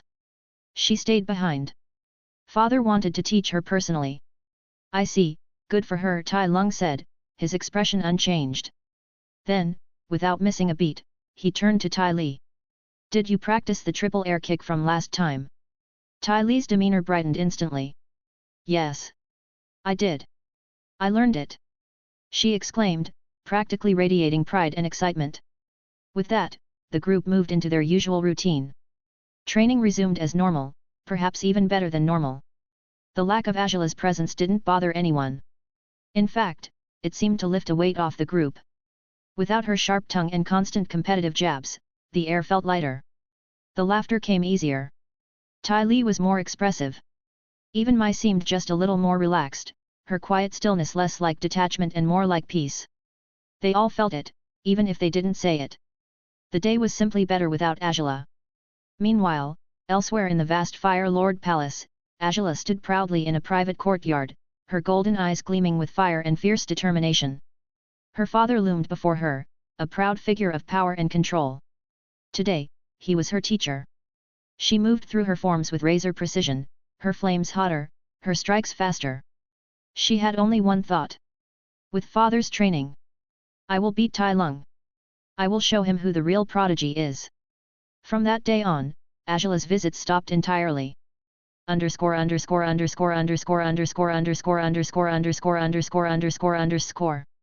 After 600 days of relentless siege, the long-awaited news finally came. Ba Sing Sc's outer wall had been breached. But instead of celebration, the Fire Nation was plunged into sorrow and outrage. The son of Crown Prince Iroh, Captain Lu-10, had fallen during the final push. The cost of this achievement had been too high. Not long after, Iroh called off the siege and ordered a retreat. His heart was broken after the loss of his son and couldn't continue the siege. The war, which had seemed to be on the cusp of a major turning point, was suddenly stalled. Across the Fire Nation, whispers grew into heated debates. Some called Iroh weak, accusing him of throwing away the sacrifices of countless soldiers. Others grieved with him, understanding that the pain of losing a son could shatter even the strongest of hearts. But before the nation could process the grief, a second shock swept across the capital the very next day. The Fire Lord was dead. His final decree was revealed: Prince Oze would become the new crown prince, bypassing Iroh, whose retreat was declared a failure too great to overlook. With that, Oze rose as the new Fire Lord. The capital buzzed with both anxiety and awe as citizens flooded the ceremonial grounds to witness the transfer of power to the new Fire Lord. Among the silent crowd stood Tai Lung. He watched the grand procession with serene, observant eyes. Fire Nation banners waved, flames danced in ritual arcs, and chants echoed in reverence of the new ruler. Yet something was off. He scanned the platform, the nobles, the royal family. Zuko and Angela were there, but Ursa, Oze's wife, was missing. A few days later, Zuko came to visit Tai Lung's home, his expression clouded with confusion and sorrow. He sat beside Tai Lung and spoke quietly, as if the words themselves were heavy. My mother disappeared the same night my grandfather died, Zuko said. No one will tell me where she went. Angela told me something else. She said grandfather was going to kill me. To make father feel the same pain as Uncle Iroh. Angela always lies, but I can't help but fear that my mother was killed in my place. Tai Lung listened, his gaze fixed ahead, unmoving. Something in his gut twisted. There was more to this than anyone knew. The Fire Lord's death. Ursa's disappearance. Tai Lung, there was a covert murder mixed with greed to rule the nation. But after a moment of silent thoughts, Tai exhaled slowly. It has nothing to do with me. He thought to himself. And just like that, he buried the thought. That was the last time Zuko visited his home. In the Royal Academy, Zuko began to avoid Tai completely. No explanation, no confrontation, only distance, growing colder by the day. Chapter 9, The Fire Lord Plot. With the end of the siege, it was expected that Admiral Lung would finally return home. But he didn't. Instead, a surprising order was issued by the new Fire Lord Oze. The Admiral was to lead a campaign in the northern seas, hunting down pirates and water tribe barbarians. Many were stunned. Such a mission didn't require an admiral, any competent commander could have handled it. Yet the order stood, and Admiral Lung remained away. Tai Lung watched as the news reached his mother. Her ecstatic face, lit by hope, slowly crumpled as the realization sank in, her husband would not be returning for another year or two. The weight of disappointment was unbearable to witness. For all intents and purposes, Oze's order was a punishment cloaked as duty. In the months that followed, the once lively group visits faded. Now only Tai Li came, occasionally seeking Tai Lung's help with her training. At first, her visits were hesitant, awkward in their solitude. But when she saw how little Tai Lung cared about her being alone, she quickly relaxed into the routine. One afternoon, while practicing a complex flip kick sequence, Tai Li paused and sat beside Tai Lung, wiping sweat from her brow. "Zuko, he's avoiding you now because the Fire Lord told him to," she admitted, frowning. "Azula told me that the Fire Lord considered it unbecoming of the Crown Prince to spend time with the son of a mere admiral." Tai Lung's expression remained passive, but something shifted in his eyes. Tai Li pouted, arms crossed. "I think it's stupid. The Fire Lord ruined our group, our friendship, everything." Then she caught herself. "Please don't tell anyone I said that." Tai Lung nodded slightly. Of all her words, only one truly echoed in his head, mere admiral. That people in this world could speak so casually, so dismissively, of his father, it grated on him in a way few things did. 2 years passed. Tai Lung was now 12 years old. He stood tall and silent at the docks beside his mother, the sea breeze brushing against his face. After 4 long years, his father was finally coming home. The warship docked slowly. The soldiers disembarked, and then Admiral Lung appeared. Time had weathered his face, but his posture remained firm, his eyes sharp. Tai Lung's mother teared up as she rushed forward, arms open. "I missed you," she said, her voice thick with emotion. "It's been 4 years." Tai Lung approached a step behind her. "Welcome back." The Admiral smiled tiredly, but genuine. His eyes lingered on his son, now taller, stronger, with an air of quiet command most men twice his age lacked. For a moment, the years of battle and exile-like mission melted away. He was home. That night, the family celebrated in quiet comfort.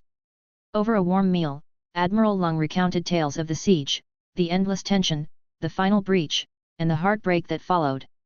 But his voice faltered when he mentioned Prince Iroh. Shulyan sighed deeply. The loss of Lu-10, it broke him.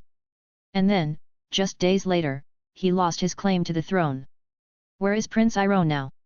Tai Lung asked. "I don't know," his father replied, shaking his head. "He left the army on his own. He said he needed time, and no one's seen him since." Shulyan's eyes narrowed. "The moment Oze took power, he sent me on that ridiculous mission. That wasn't a coincidence." "Why would he do that?" she asked. "Because I was close to Prince Iroh," he answered grimly. "All of us who stood with him, generals and admirals alike, were given missions that kept us far from the capital. He feared Iroh might come for the throne." Tai Lung's eyes narrowed recalling the past, then shared what Zuko had once told him, the argument Oze had with his father, the mysterious disappearance of Ursa the very night the old Fire Lord died. Shulyan's expression darkened. Maybe he didn't want any of us around because he had done something foul." His wife froze. "What you're saying is dangerous. It could be considered treason." Shulyan nodded. "Then let no word of this leave this room. Oze, he's like a violent snake. He's always been that way." The next day after the academy, something unexpected happened. Zuko sought out Tai Lung for the first time in nearly 2 years. The Crown Prince stood near the courtyard with a hesitant expression, his golden eyes flickering with uncertainty. He approached Tai Lung slowly and said, "I want to challenge you to a spar." Tai Lung raised an eyebrow, noting the worried look in Zuko's eyes. Conveniently, one of the academy teachers was present nearby and overheard the request. "If Tai Lung agrees," the teacher said aloud, "then a spar between students is permitted." Tai Lung met Zuko's gaze for a moment longer, then nodded. "Fine." The students quickly gathered in a circle, the teacher taking his place nearby as witness. The spar began with Zuko taking the initiative, launching a stream of flame at Tai Lung. Without hesitation, Tai Lung answered with a flame of equal strength. The two fires collided mid-air, bursting in sparks and smoke. In the next instant, Tai Lung dashed through the dispersing fire, emerging right in front of Zuko. Before the prince could react, Tai Lung's foot swept out in a kick, followed by a punch that sent Zuko crashing onto the ground. Tai Lung stood tall, calm, looking down at the groaning Zuko. He turned toward the teacher and said, "It is my victory." Then, without waiting for further comment, he left the academy grounds and made his way home. He wondered briefly what had gotten into Zuko to challenge him out of nowhere, but the thought faded quickly. Whatever it was, it didn't seem worth worrying about. Later that evening, a group of royal guards arrived at their home. Their presence was heavy, stern. "We are here to take Tai Lung into custody," the lead guard announced. "For assaulting the crown prince." Admiral Lung's face darkened immediately. "What are you talking about? Tai, what happened?" Tai Lung recounted the events exactly as they occurred. The royal guards exchanged glances and nodded. "Yes," one of them said, "this matches the witness testimonies." The admiral narrowed his eyes. "Then why are you here?" "It was a spar between students." The guard answered, "Sir, Tai Lung used excessive force against the crown prince. He clearly had intention to harm the crown prince." "I did not," Tai Lung said firmly. "There was a teacher there." "The teacher confirmed that you used excessive force intentionally," the guard replied flatly. Tai Lung's expression hardened into a frown. Admiral Lung mirrored his son's frown, then sighed. "Go with them, Tai. I'll go to the palace and get to the bottom of this. Trust me." At those words, Tai Lung froze for a moment. Something stirred in his memory, Shifu's betrayal, from his past life. He stared at his father, silent. The admiral placed a firm hand on his shoulder and repeated, "Trust me." Tai Lung nodded slowly. "Very well." He didn't resist as they shackled him, guiding him away like a common criminal. The metal was cold and hard on his wrists, but he did not care. He wanted to see where this path led. They placed him in a dark prison cell with stone walls and a small barred window.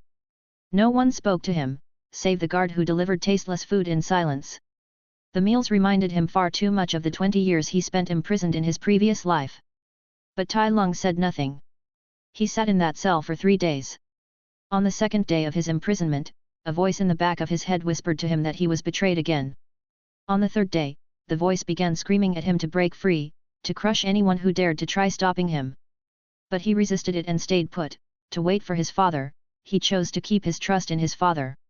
On the fourth day, the heavy door creaked open. His father stood there, looking worn and tired, pain etched into every line on his face. "I'm sorry, Tai Lung," he said quietly. "This is a plot from the Fire Lord. He wants to put you on trial and punish you unjustly." Tai Lung looked up, expression unreadable. "This happened because of me," the admiral continued. "He wanted me gone and this is how he chose to do it." "What do you mean?" Tai Lung asked. "During the trial, plead guilty," his father said. "I'll step down from my position as admiral as an apology to spare you. The Fire Lord will appear merciful while I take the fall." Tai Lung's frown deepened. "If I do this, you'll lose your rank. That's what you've worked your whole life for. You were proud of it. It is your greatest pride." The admiral gave a small smile. "No, I'm proud of you, you are my greatest pride. And if this is the price I must pay to keep you safe, I would pay it 10 times over. You are my son and I would never turn my back on you." He lowered his head. "Remember what I said. Plead guilty and ask for forgiveness. Leave the rest to me." With that, the admiral left. Tai Lung sat in the silence of the cell, but his stillness was only on the surface. Inside, an old memory stirred inside him. Shifu lowering his head and turning his back, it was different circumstances, he knew it, but he couldn't help and recall the day of his rejection. His mind shifted to the look on his father, tired, troubled and guilty. A man willing to give away what he worked on his entire life, a man willing to ruin his good name. The voice in his head came louder than ever. It asked, since when did he bow his head and plead guilty? When did he bring dishonor and shame to his father out of weakness and helplessness? A feeling he had almost forgotten after 12 years boiled in his veins, unfettered rage. He had honored his parents' wishes in this life. He had lived peacefully in this strange new world.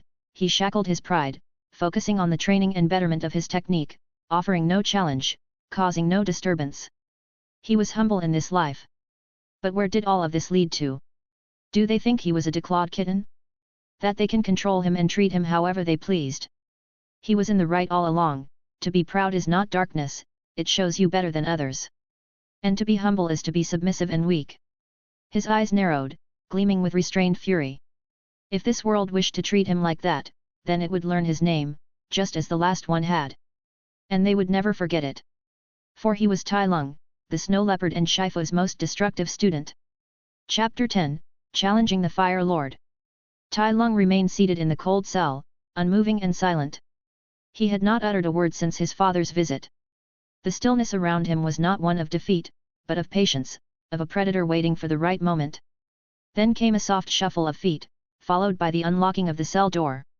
A second visitor stepped in. Prince Iroh. His once vibrant face now wore the weight of years and sorrow. His hair, now completely grey, told a story of pain, and Tai Lung knew the cause. It had been 4 years since Lu Ten's death. Tai watched the man approach, silent as always. "I'm sorry, Tai Lung," Iroh began gently, his voice warm yet worn. "I tried speaking to my brother, but..." He shook his head. "I failed you." Tai Lung's eyes met his. "It's fine. It was his decision, not yours." Then his voice softened slightly. "When did you come back?" Iroh let out a long breath. "Just today. The moment I arrived, I heard about your imprisonment." He looked at Tai with guilt. "It was because of me that you ended up here. And for that, I am truly sorry." There was a pause. Iroh looked downward and then said, "Zuko was forced into this. He's a good boy, but his father..." He trailed off with another sigh. "I understand," Tai said firmly. "And I know what I need to do." Iroh gave a slow, sad nod. "Then I won't stop you." He turned and left the cell, leaving Tai to the darkness. Tai sat in the silence, the chains around his wrists light compared to the weight of his wrath. He could break free any time. He could have walked out from the start. But no, he now wanted this trial. He wanted this farce. He was waiting. "You." The cell door finally opened again, this time to armed soldiers. They led him through stone corridors to the Fire Lord's council chamber. Tai Lung walked with his head held high. He was not broken. He was not a prisoner. He was a predator closing on his prey. The massive double doors to the chamber opened, revealing rows of generals, admirals, ministers, and advisors. At one side sat Iroh and next to him, the admiral, Tai's father, face lined with anxiety. Across from them sat Azula, a cruel smirk tugging at her lips. Beside her, Zuko sat stiffly, eyes turned away, unable to meet Tai Lung's. The others bore different expressions, disdain, pity, indifference. But all eyes shifted upward, to the elevated throne, where a curtain of fire roared. Behind that wall of flame sat Fire Lord Ozai. Tai Lung entered full of confidence without fear. He stood tall, still as stone. A minister's voice rose in outrage. "How dare you stand before the Fire Lord without kneeling?" Tai Lung ignored him completely. His eyes fixed on the wall of fire, on the man behind it. "I'll keep this simple so even you can understand, Ozai," Tai spoke clearly, his voice echoing. "I'm not playing along with this little game of yours. I challenge you to an Agni Kai." A sharp intake of breath echoed across the chamber. The entire room froze in stunned silence. Tai Lung continued, calm and unshaken, "Since you don't have any honor, I don't mind helping you reclaim a sliver of it." Shock spread like wildfire. His father, Admiral Lung paled, his mouth opening in disbelief. Iroh's gaze darted toward his brother. The wall of fire before Ozai surged, burning higher and hotter in response to his fury. Iroh tried to speak. "Brother, please." Ozai's voice cut through like a blade. "You dare to challenge me to an Agni Kai?" Tai Lung smirked. It was the kind of smile that taunted and belittled. "Why not? You're just a backup pretending to be a Fire Lord. I don't see the problem in my words." The flames roared. Ozai rose to his feet, barely containing his rage. "Child or not, you shall pay for your insolence." Tai Lung's voice turned sharp, full of disdain. "No. You will be the one to suffer, you second place." The chamber erupted in murmurs and horror. To speak to the Fire Lord like that, to insult him, to challenge him was nothing short of a blasphemy. But by tradition, Ozai had no choice now. He had been challenged to an Agni Kai. If he refused, he would lose his honor before the entire court and possibly the entire nation. Tai Lung's voice rose. Let's do it in the heart of the capital. Let every citizen watch you. I want your humiliation to become a public spectacle. Ozay's voice boomed. You will pay for every word. I will reduce you to ash in front of the entire city. Tai Lung smiled wider, disdainful. He turned away. Then I'll see you at sunset. He walked toward the door. His father rose quickly and followed, his composure shattered. Tai.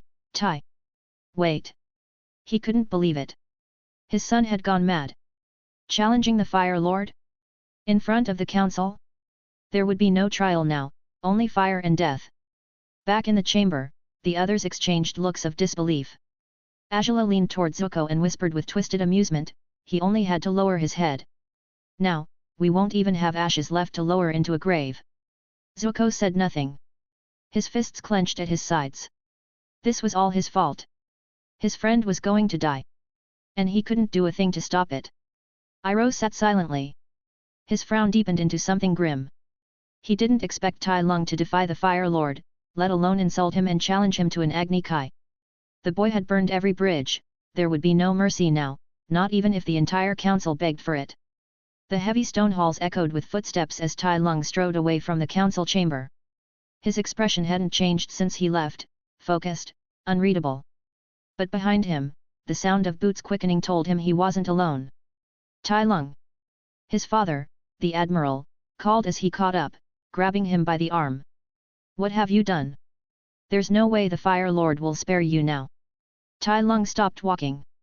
You got it wrong, he said calmly. I'm not going to spare him. He crossed the line. And he's going to regret the day he did. The admiral's grip tightened, forcing Tai Lung to face him. His eyes were wide, frantic. You're talented, yes, but you're still too young. Do you even understand who you're challenging? The Fire Lord is a firebending grandmaster. In the entire Fire Nation, only Prince Iroh might stand a chance against him in a one-on-one fight. Tai Lung met his father's stare with unwavering calm. I've watched firebenders for years. Soldiers. Masters. I have learned what firebending grandmasters are capable of. His voice was low but steady. And I know for a fact that I am stronger than any member of the royal family. There is nothing divine or special about them, they just use slightly different forms compared to the rest of firebenders. A shadow of despair crossed the admiral's face. When had his son grown so arrogant? When had confidence turned to such dangerous certainty? Even putting aside his firebending, the admiral said, his voice weakening, Ozay can bend lightning. Prince Iroh himself admitted Ozay was even better at it than he is. Tai Lung without a word, lifted one arm and opened his palm. Lightning cracked in his hand, arcing wildly, illuminating the corridor in an electric blue glow. The admiral's eyes widened in disbelief. Then Tai Lung raised his other hand. A flame burst forth, not the usual orange, but a fierce, shimmering blue. Father, I already mastered lighting, Tai Lung said, his tone still calm, still cold. And my fire is more powerful. His father stepped back in shock, unable to speak. Tai Lung looked him directly in the eyes, voice sharpening. And even without bending, I'm confident I still have a good chance of beating him. The admiral blinked. What? He whispered. Bending isn't really my greatest combat asset, and from what I observed, humans are relatively fragile, Tai added. The admiral went numb. Lightning, blue fire. And yet Tai believed he was better at something else? The admiral couldn't understand what Tai Lung was referring to. He knew with Sun's talent, he would become one of the most powerful firebenders in their history, but now it was as if he were staring at someone who had ascended past the limits of what he thought possible. Tai Lung smiled faintly, the expression not warm but cold and predatory like a beast. Trust me, he said. I was trained to find weaknesses and make my enemy suffer for it. I will crush him, break him bone by bone, and only then I will kill him. I will make you proud. But the smile didn't reassure his father. It chilled him. Something about it made him forget the worry he had earlier completely. His mind raced with one question: how could his son speak of killing the Fire Lord with such ease? And the look in his son's eyes was not normal to say the least, it burned with malice. The admiral exhaled deeply and composed himself. Even if you do win, He said slowly, "Don't kill him. Tai Lung, you're too young to cross that line." Tai Lung frowned slightly at the request, but saw the look in his father's eyes, not fear of Oze, but fear of him. Tai Lung felt a pang of guilt seeing his father's eyes. With a sigh, he nodded. "Fine. But I will still beat him. Badly." Chapter 11, Agni Kai. The news spread through the Fire Nation capital like wildfire, just as Oze intended. He made certain that every citizen, every noble, every soldier knew about the treacherous son of Admiral Lung, a mere child who dared strike the crown prince, insult the Fire Lord within his own council, and top it all by challenging him to an Agni Kai. The Fire Lord wanted this humiliation carved into the memory of the nation. Let them see the price of rebellion. Let them witness what happened when a boy refused to bow. He wouldn't just destroy Tai Lung. He would disgrace his name, tarnish the legacy of his family, and break their pride. The center of the capital was flooded by the time the sun neared the horizon. A massive dueling ring had been prepared open, spacious, and surrounded by tiers of seated citizens. Most had come for blood. They expected to see the Fire Lord burn the arrogant noble's son to ash. The boy had overstepped every line imaginable, and now only death could atone for his sins. Yet, in the crowd, scattered among the eager and bloodthirsty, were those who didn't cheer. Among them stood a woman with tear-reddened eyes, Tai Lung's mother, trembling but proud of her son's bravery. In some other section, sat Tai Li and Mai, their faces grim and anxious. Not far off, Zuko stood silently, his jaw clenched, guilt written plainly across his face. Iroh beside him looked down, ashamed, the weight of inaction and guilt painted on his face. The boy chose to stand up instead of accepting injustice. Admiral Lung stood still. His eyes were fixed on the ring, his face tight with concern. Yet, beneath that surface, a glimmer of hope flickered. He remembered Tai Lung's words. That presence. That eerie chill. His instincts screamed that his son was no ordinary boy, there was something dangerous within him. Something he didn't feel before. And then, the duelists stepped forward. The sun was just brushing against the edge of the horizon as the combatants entered the ring. A heavy silence fell across the crowd. Both wore the traditional ceremonial shoulder garments of the Agni Kai, crimson, gold, and black, symbolizing the honor of battle. They knelt on opposite ends of the ring, bowing their heads in silence. Then, as one, they stood. With a smooth motion, they pulled off their shoulder garments and cast them aside. Tai Lung stood tall, taller than what a 12-year-old should be. His body, though still in the early stages of youth, bore the signs of intense training. Defined muscles beneath his skin like tempered steel. But it was his eyes, sharp, golden, and glowing with power that stunned the crowd. Murmurs rippled.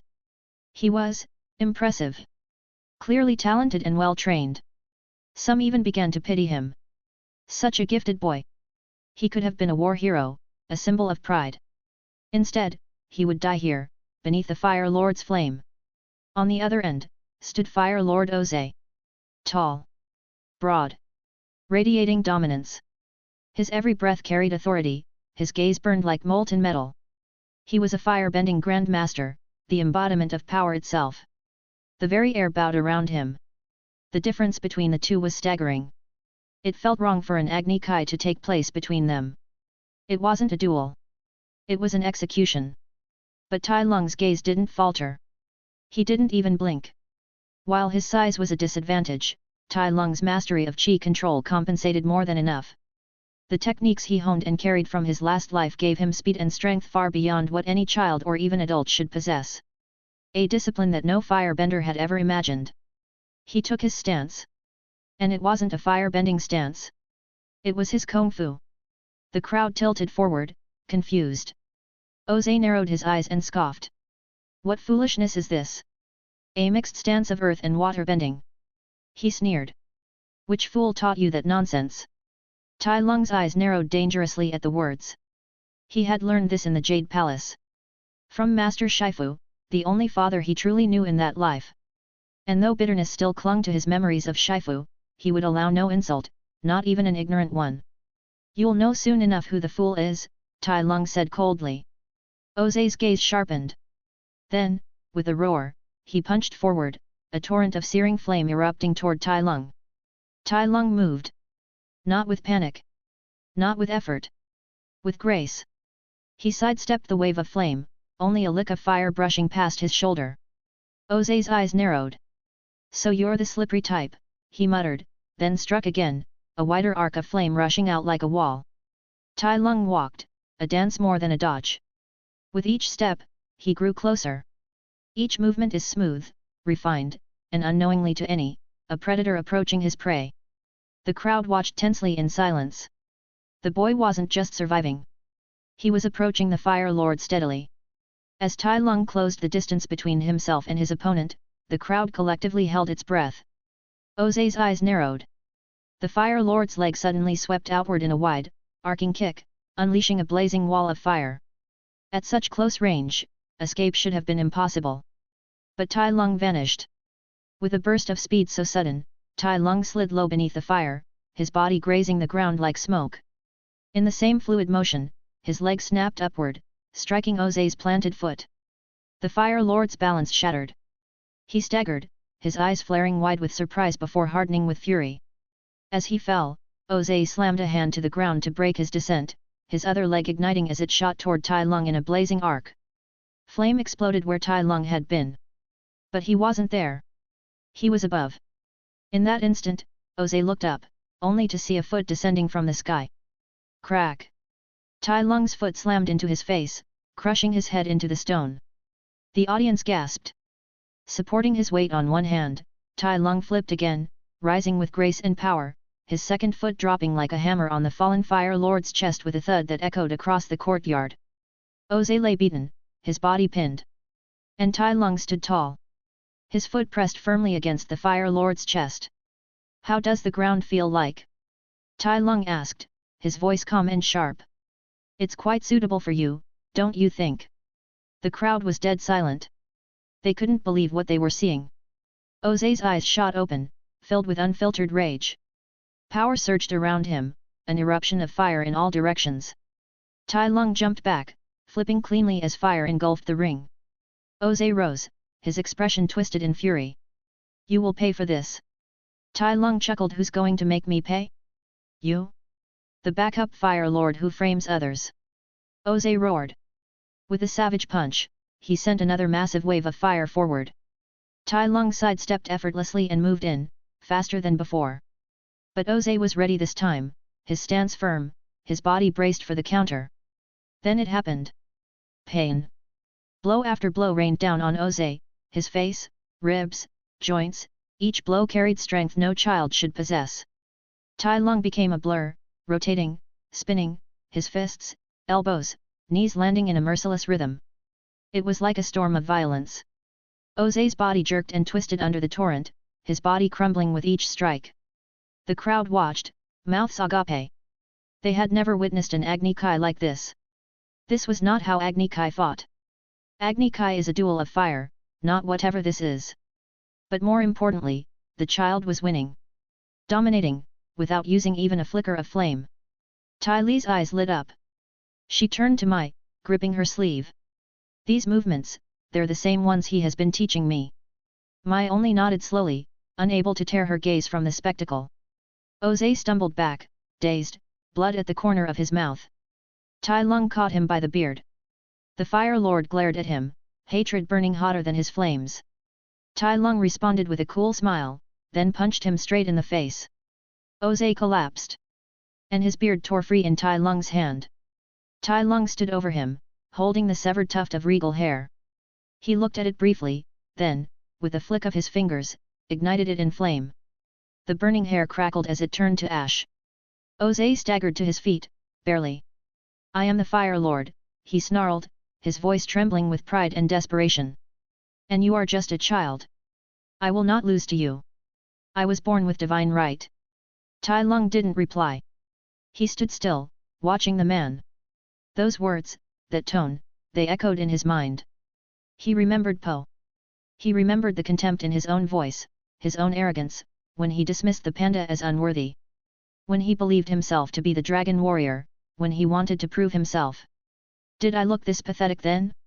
No. Absolutely not, he thought. Oze screamed and dashed forward with reckless fury, aiming a fiery kick at Tai Lung's head. Tai Lung tilted, the kick missing by a hair.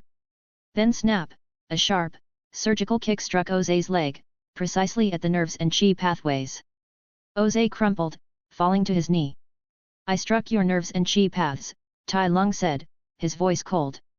You won't be able to use that leg for hours. He looked down at the broken ruler before him. You've lost this Agni Kai.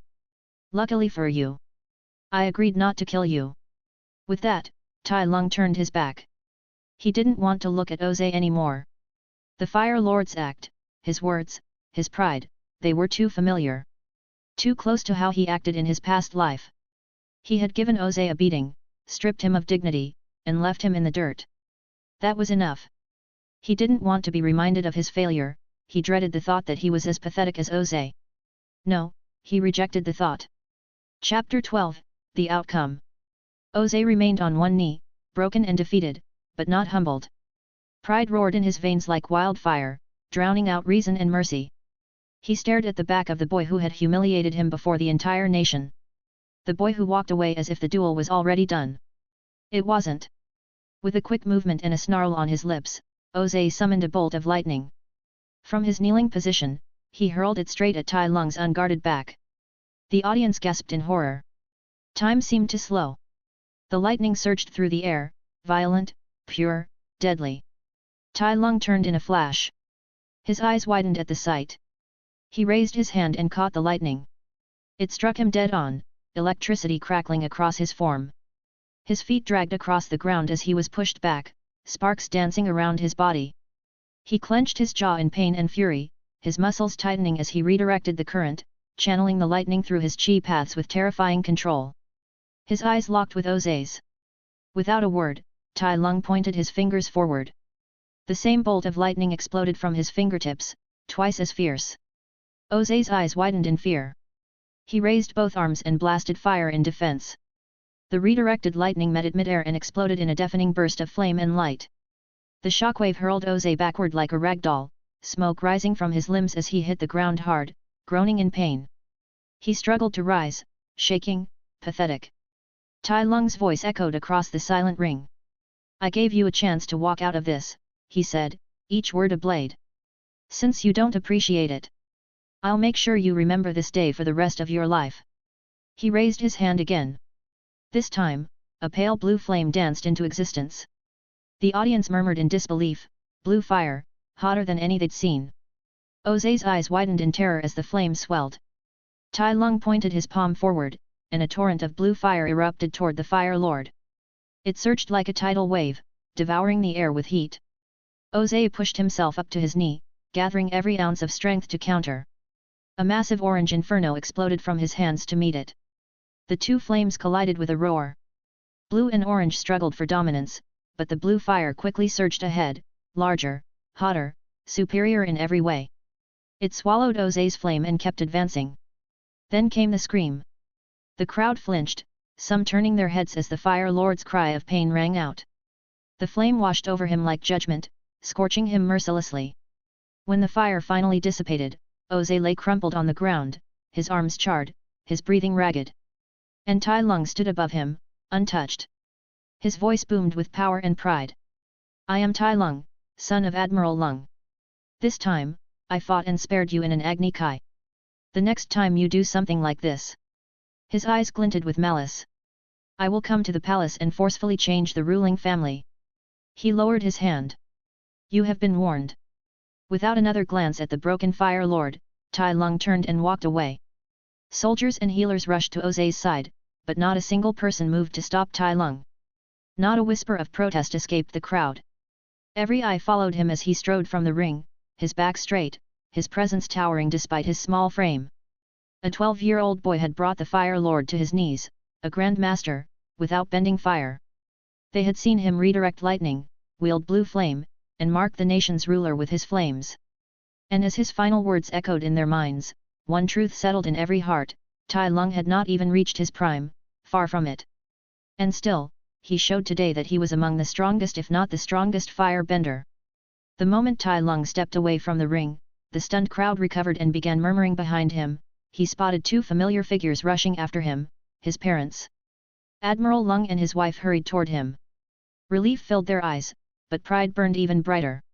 Tai Lung met their gaze with a small, confident smile. I told you this would be the outcome, Tai Lung said, voice calm and certain. Admiral Lung laughed, his deep voice rumbling in the air with clear pride. You surpassed even my wildest imagination. You didn't just win, you crushed the Fire Lord. His mother wasted no time, wrapping her arms tightly around her son, her voice trembling. Don't ever do something like this again, she said, burying her face into his shoulder. Tai Lung smirked and tilted his head toward the ring's direction. Say that to the fire rooster laying flat in the ring. His parents blinked. Speechless. Since when did their obedient, well-mannered son talk like that? As if reading their thoughts, Tai Lung crossed his arms. I acted nice this whole time, but that just made some idiots think they could walk all over me. I'm done playing nice. Admiral Lung's expression shifted, becoming more serious as he studied his son. After a long moment, he placed a firm hand on Tai Lung's shoulder. It's okay to show your strength, Tai. But don't ever use it to oppress others. There is no honor in bullying the weak. Tai Lung paused, then nodded without hesitation. I understand, he said, and he meant it. Just like he was the son and student of Shifu, he was also the son of Admiral Lung. He had no intention of repeating past mistakes and dishonoring his father. His thoughts briefly wandered to Ozay's final outburst, the pride, the desperation, the fall. No, I was never like that. I will never be, I am Tai Lung. Tai Lung thought. Tai Lung. The cheery voice cut through the air, and the family of three turned. Tai Li bounded toward them, dragging a reluctant Mai behind her. Her eyes sparkled as she reached them. That was amazing. A little too scary, but amazing. You took down the Fire Lord. You're the best firebender in the entire Fire Nation now. Mai gave Tai Li a dry look before glancing at Tai Lung. You didn't die, hooray, she said, her voice flat and unimpressed. Tai Lung blinked, then let out a quiet chuckle. There was something oddly amusing about how doom and gloom Mai could be. Tai Li has once said that about her and her words were right on the mark. Underscore underscore underscore underscore underscore underscore underscore underscore underscore underscore underscore. Back in the royal palace, the atmosphere was somber. Iroh sat quietly with his nephew and niece, both of whom were still visibly shaken. The duel had rattled more than just the audience, it had cracked the foundation of what they believed to be true. Azula sat rigid, her expression unreadable, but the fire burning behind her golden eyes betrayed her fury. She had always believed her father was unbeatable, a titan among men. But now? He had been broken. Defeated. Humiliated. And worst of all by Tai Lung. A boy the same age as her brother. A boy she loathed. He must have cheated, Azula hissed. There's no way he won in a fair fight. Zuko said nothing. His eyes were cast downward, lost in thought. Iroh, however, was focused. His memory returned to that moment when Tai Lung had redirected lightning. He was caught off guard by Ozay's lighting. Iroh mused. No stance. No preparation. But he held it, and sent it back with more power. Iroh had created the redirection technique just recently, after years of practicing and observing other benders and culture. But even he couldn't do what Tai Lung did, not in that position. He looked at Azula, sadness in his eyes for Azula's state. Tai Lung is the most talented child I have ever seen. From the first time I met him, I knew he was destined to become a great firebender, one of the greatest in our history. I knew he would grow fast, but not to this degree. Azula's fists clenched tighter. She was supposed to be the prodigy. She was the one born to greatness.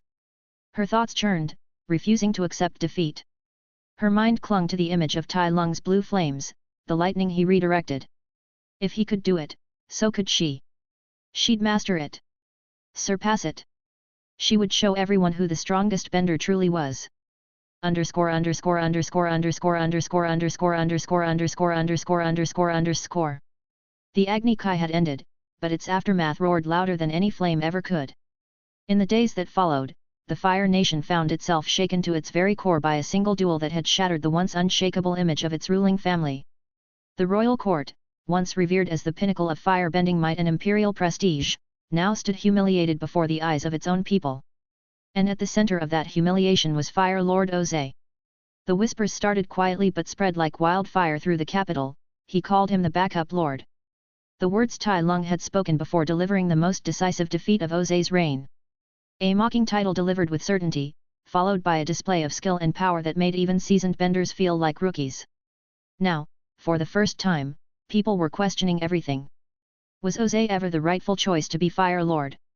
Had Iroh, despite his siege failure, been the more capable brother? The questions grew bolder each day, and no one in the palace dared to speak them aloud, but everyone was thinking them. Worse still was the lightning. Even the Agni Kai's brutal outcome might have faded with time, but not that. Not the image of Fire Lord Oze, already on his knee, conjuring lightning and aiming it at Tai Lung's back. A move devoid of honor, stripped of dignity. A coward's strike, in full view of the entire city. And for what? The lightning had not only been blocked or dodged, but miraculously redirected, and thrown back with merciless accuracy. Now the Fire Lord lay in recovery, his arms scorched, his pride seared even deeper. His cries of pain still echoed in the halls, and no one, not even the royal guards, dared speak of it with anything but hushed voices. It was a shame that would never be forgotten. But as one figure fell from grace, another rose like a comet blazing through the sky. Tai Lung, the name was on everyone's lips. The son of Admiral Lung, a man already revered in the military, now found his family legacy cemented in history. The rumors spread like smoke. The Fire Lord intended to humiliate an admiral through his son, then strip his powers and rank from him. It was a political move gone terribly wrong. Instead, the opposite happened. The respectful, polite boy from the Royal Academy, the one who had never stirred trouble, never sought attention, had revealed himself to be a talent unlike any seen in generations. He was not just a rising skilled firebender, but a prodigy. A powerhouse despite his young age. The Fire Nation didn't just witness a fight that day, they witnessed a shift in the tide of power. In the hearts of many, the royal family's fire had dimmed. And in its place, a new flame had risen. Chapter 13, Leaving the Fire Nation. Tai Lung sat in the warm familiarity of his family's home, the subtle scent of incense from a nearby brazier filling the quiet room. He looked across the table at his parents. Both wore serious expressions. The initial happiness of seeing their son return unharmed from his confrontation with the Fire Lord had faded, and as they calmed down, the reality of their situation had settled in. Admiral Lung spoke first, his voice firm but fatherly. After your Agni Kai, it's clear to everyone, you're no longer a boy. You've stepped into manhood. Which means it's time you set a goal for yourself, a path. You've proven your strength and skill. Now, you must decide what you'll do with it. At the word goal, Tai Lung's mind drifted. In his past life, everything had been about bringing his father pride by becoming the Dragon Warrior. That singular objective had driven his every decision, training, fighting, defying Oogway's decision, even attacking innocents. It had been a blind pursuit, but it was a purpose. It gave him direction. Now, he had nothing. He trained because it was all he knew, fought because it was what he was made for. He told himself it was to regain strength, to master bending and learn new techniques, to stand at the top of this world, but deep down, he knew it was just motion. There was no true destination, no final goal calling to him. And now, he knew he probably already reached or close to the top. He blinked slowly, returning his gaze to the brazier's flame. A faint frustration stirred inside him. Seeing his son silent, Admiral Lung spoke again. For someone who studied at the Royal Academy and demonstrated such advanced combat skill, it's expected you'll join the army. Of course. He glanced at his wife, then back at his son. If you don't feel ready for war, you can stay here a little longer. Tai Lung stared silently at his parents as he thought deeply about what he should be doing next. When he finally spoke, it was with calm, at least in tone, not in heart. I don't wish to participate in war, and the honor that comes from it is not my calling, he said plainly. I don't know what is my purpose or what is my future, but for the time being, I would like to travel the world. Explore it. Challenge benders and masters across it. He decided to follow the path of masters in his past life, to travel the world and search for answers. It was the only path he knew and approved of. There was no surprise in his parents' faces. They believed they knew their son better than he knew himself, his obsession with training, his hunger to improve. It was only natural that he would desire to test himself against worthy opponents across the world. His mother gave a small smile of understanding, while the Admiral chuckled, shaking his head. I expected a response like that, Admiral Lung said. So how about this, you join the army under my fleet. You'll start as a captain, with the ship under your command. That way, you can travel freely. Explore. Move wherever you want. Tai Lung raised a brow. Is that even allowed? That's a clear abuse of your position.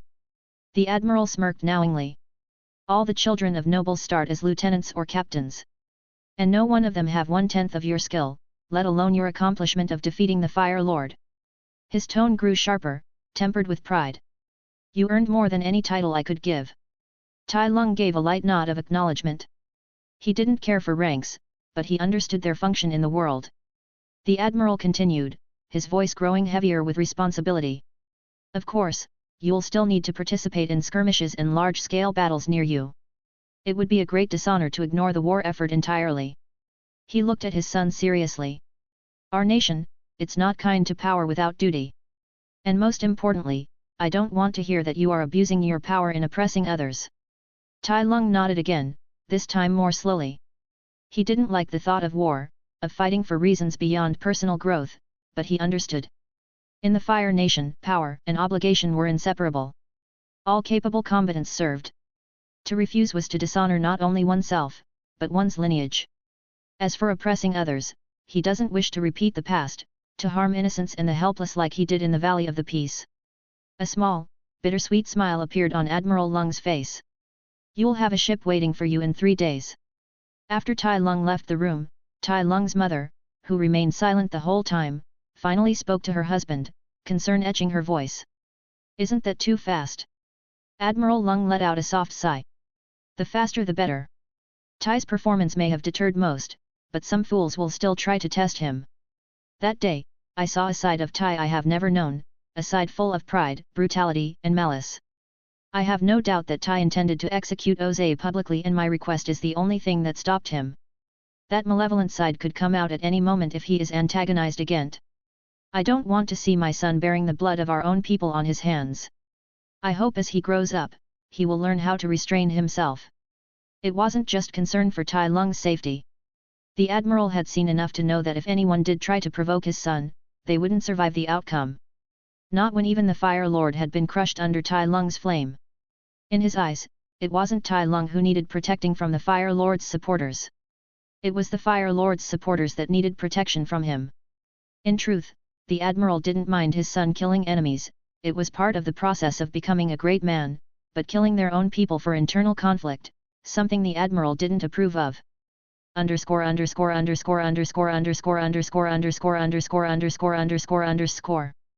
3 days later, the harbor was humming with life as ships bobbed gently along the Fire Nation docks.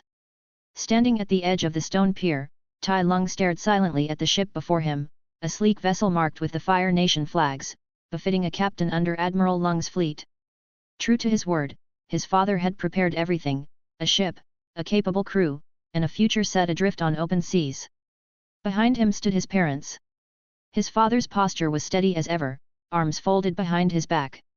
His mother, however, struggled to maintain her composure, eyes shimmering with unshed tears as she gazed at her son's back. Tai Lung turned toward her, his expression gentle. Don't worry, Mom. You've seen how strong I am. I'll be fine.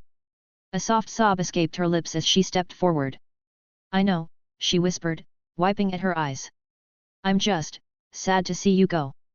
This is the first time you're leaving like this. Tai's lips lifted into a soft smile. I'll come back to visit. And I'll always write to you. His mother gave a small, teary nod while Admiral Lung placed a reassuring hand on her shoulder. If only I could take you under my wing and travel with you, the Admiral said with a deep sigh. But I have to stay here in the Fire Nation. Tai Lung looked at him, puzzled. Why not come with me? The three of us, together. The Admiral shook his head. You're officially an enemy of the Fire Lord now. I have to remain on his council, keep watch. If he tries something, I need to be there. Tai Lung nodded slowly, the reality sinking in. Thank you, Father. The Admiral laughed, warm and proud.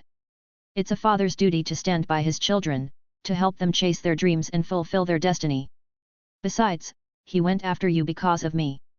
The least I can do is stand against the fire. Tai Lung smiled, truly smiled. Father. Mother. Thank you. Truly. Both parents returned the smile, their expressions a mix of pride and sorrow. Just as Tai Lung turned to ascend the gangplank, a voice rang out, calling his name. He stopped, glancing over his shoulder to see two familiar figures approaching, Tai Li, waving frantically, and Mai trailing behind, arms crossed and eyes half-lidded as always. Tai Li cried. We came by and your servants said you are leaving to join the war. How could you leave without telling us? Mai added dryly, I'm fine with that. Tai Lung tilted his head. It was abrupt. And it's not that big of a deal. Not that big of a deal. Tai Li's voice cracked. We're your friends. We should know when you are leaving our nation. Mai offered another unbothered shrug. Not really. I don't care. Tai Lung chuckled faintly. Well, now you know. Keep up your training. You've got great talent. Tai Li was quiet for a moment, then suddenly pulled Tai Lung into a tight hug. Stay safe, she said, her voice muffled against his shoulder. We'll miss you. I won't, Mai said instantly. As Tai Li let go, Tai Lung offered one final smile. Bye, Tai Li. And you too, Mai. Tai Li's face was downcast as she watched him board the ship. Mai, as usual, appeared uninterested, but after a pause, she turned to her friend and said, he'll be fine. Even the Fire Lord couldn't beat him. Tai Li nodded, though her eyes lingered on the departing ship, sadness still written across her face. Tai Lung had been the only one who shared her love for acrobatics, the only one who could match her spirit in motion. Now, that connection was sailing away. Behind the girls, Tai Lung's mother stood silently, wearing the same look of sadness. A mother's ache. But beside her, Admiral Lung stood tall and proud, watching his son embark on the next chapter of his journey, with the pride of a father whose child had already surpassed every expectation. Underscore.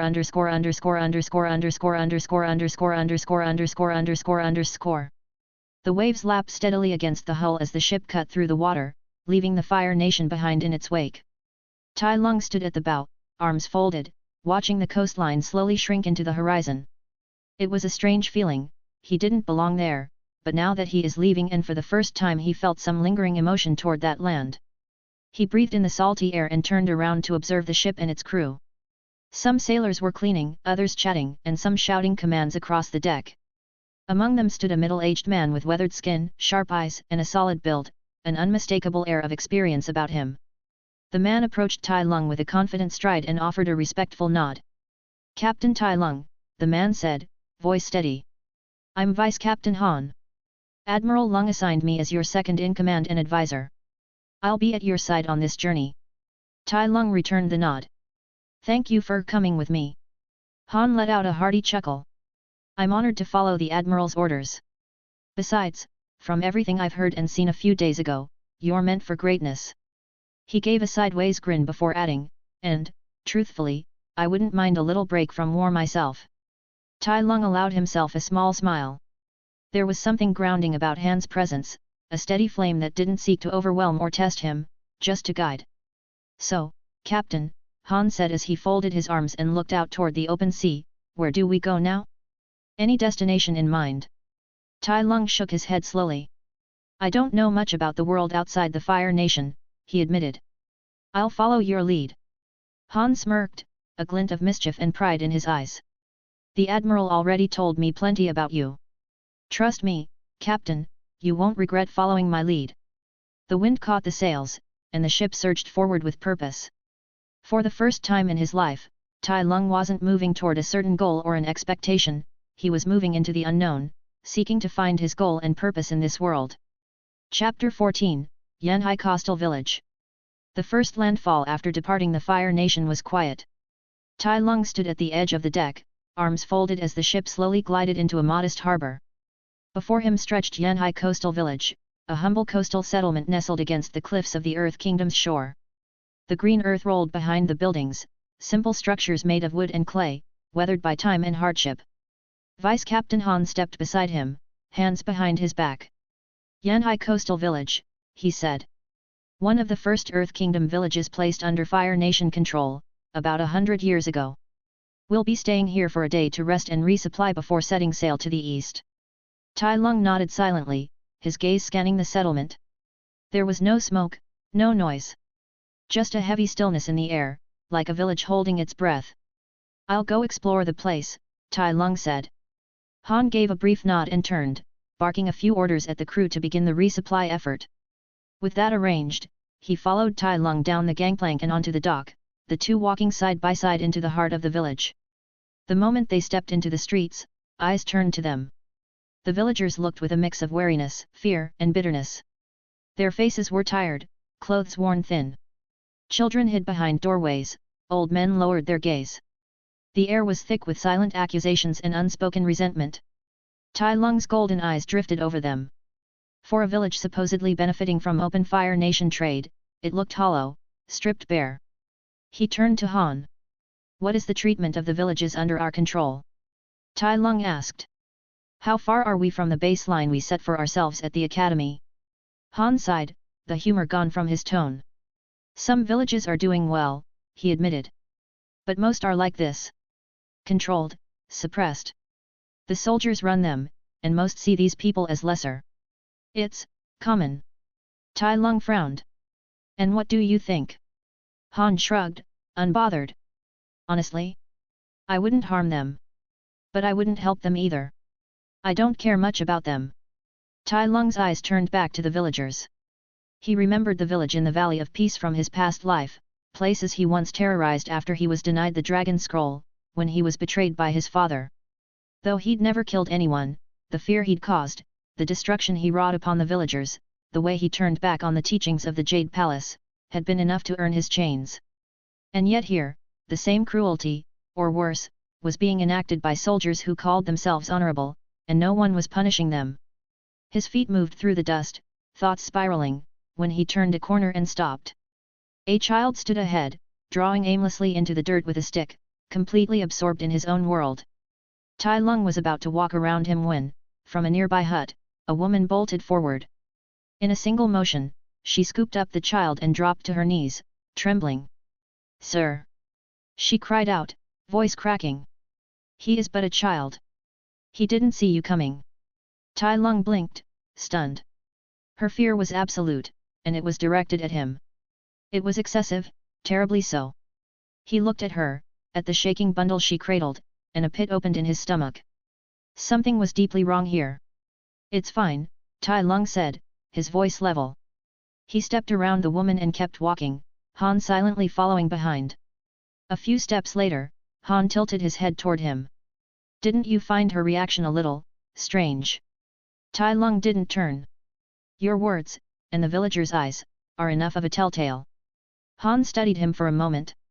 "I thought you'd want to correct the injustice," he said at last. "You wouldn't be the first. Many noble sons come here thinking they can fix things. They eventually give up and many become like the others and start to relish in the villagers' suffering. Most of our people simply don't know restrain and see these people as lessers." Tai Lung stopped, looking ahead at the cracked walls, the tired faces. "I don't think I'm the right person to fix this," he said quietly. "I'm not a good person." His thoughts went to the past. Of houses he'd smashed. Of shops and carts he ruined. Villagers he'd scared into fleeing the valley. He'd wanted power. Wanted to prove he deserved it. Wanted to achieve the only destiny he ever knew. In his quest, he had harmed the innocent and he knew if their lives were the price of his destiny, his claws would have snuffed them. No. He wasn't the one to bring justice. He was not worthy. They continued walking through the village, the sound of the wind blowing dust across worn streets. Tai Lung said nothing more, and Han didn't press. The silence between them was heavy, but understood. The morning sun had barely climbed above the horizon when the ship's crew began preparations to set sail. Ropes were tightened, supplies stored, and sails unfolded under the commands of Vice Captain Han. Tai Lung stood near the ship, his gaze fixed on his crew carrying orders. Then came the noise. Shouts and a clamor broke the stillness, echoing from the village center. Tai Lung turned sharply, ears narrowing in on the chaos. Without a word, he started walking toward the disturbance, the rest of the crew pausing their tasks to follow him out of curiosity or concern. They arrived to find a crowd gathered in a loose circle. At its heart, a man lay burnt and crumpled on the dirt, tears streaking his ash-covered face as he bowed low before a group of Fire Nation soldiers. "Please!" the man begged. "Please, she's my wife. I'll do anything, just let her go." His wife, a woman of fragile frame and weary eyes, was held between two soldiers gripping her arms tightly. She struggled, but they laughed. The leader of the group stood in front, smirking with cruel amusement. "It's your honor that your wife caught our attention," he said mockingly. "And yet you dare to deny our favor." His voice dripped with mockery, and his companions snickered. Tai Lung remained at the edge of the crowd, watching silently. Seeing the man and his wife, Tai Lung's thoughts slipped unexpectedly to his parents in this life. At the start, he hadn't cared about them. Gratitude was the closest emotion he had felt. But with time, that gratitude grew into something deeper. Appreciation. Respect. Even affection. They reminded him of Shifu in some strange way, stern, proud, and even more supportive than his old adoptive father had been. His mind wandered further, back to the teachings of the Jade Palace: justice, honor, courage, virtues carved into his bones as a child, just as the darkness Oogway spoke of. He had forsaken justice when he terrorized innocent villagers in pursuit of his destiny. He had forsaken honor when he struck his own teacher, his father. And now, watching injustice unfold again before his eyes, doing nothing, he felt the edges of his courage slip, shamed into silence. He closed his eyes. Even in this life, he had been taught the same virtues again, by tutors chosen by his mother, by instructors at the academy, by his father's reminders before setting sail. All of them, in their own way, had echoed the teachings of the Jade Palace. All of them had spoken of honor and courage just like Shifu. Tai Lung drew a breath. He had no right to preach these virtues. Not after what he had done. He had lost that privilege. But maybe, he could still act on them, enforce them. If nothing else, he thought, I won't dishonor them. Not this family. Not again. I don't want to repeat my life all over again. His eyes opened, golden and clear. Without a word, he stepped forward. Through the ring of villagers and past the surprised eyes of the crew, Tai Lung walked toward the soldiers. Each step was slow, deliberate, and heavy with a quiet power. "Soldiers," he called out, his tone carrying effortlessly over the crowd. "Stop what you are doing. You're giving our nation a bad name." All four soldiers turned toward him. The one in front, clearly the leader, gave a scoff of irritation. His smirk returned, but now it twisted with arrogance and annoyance. "Great," he muttered, loud enough for all to hear, "another noble son playing at justice."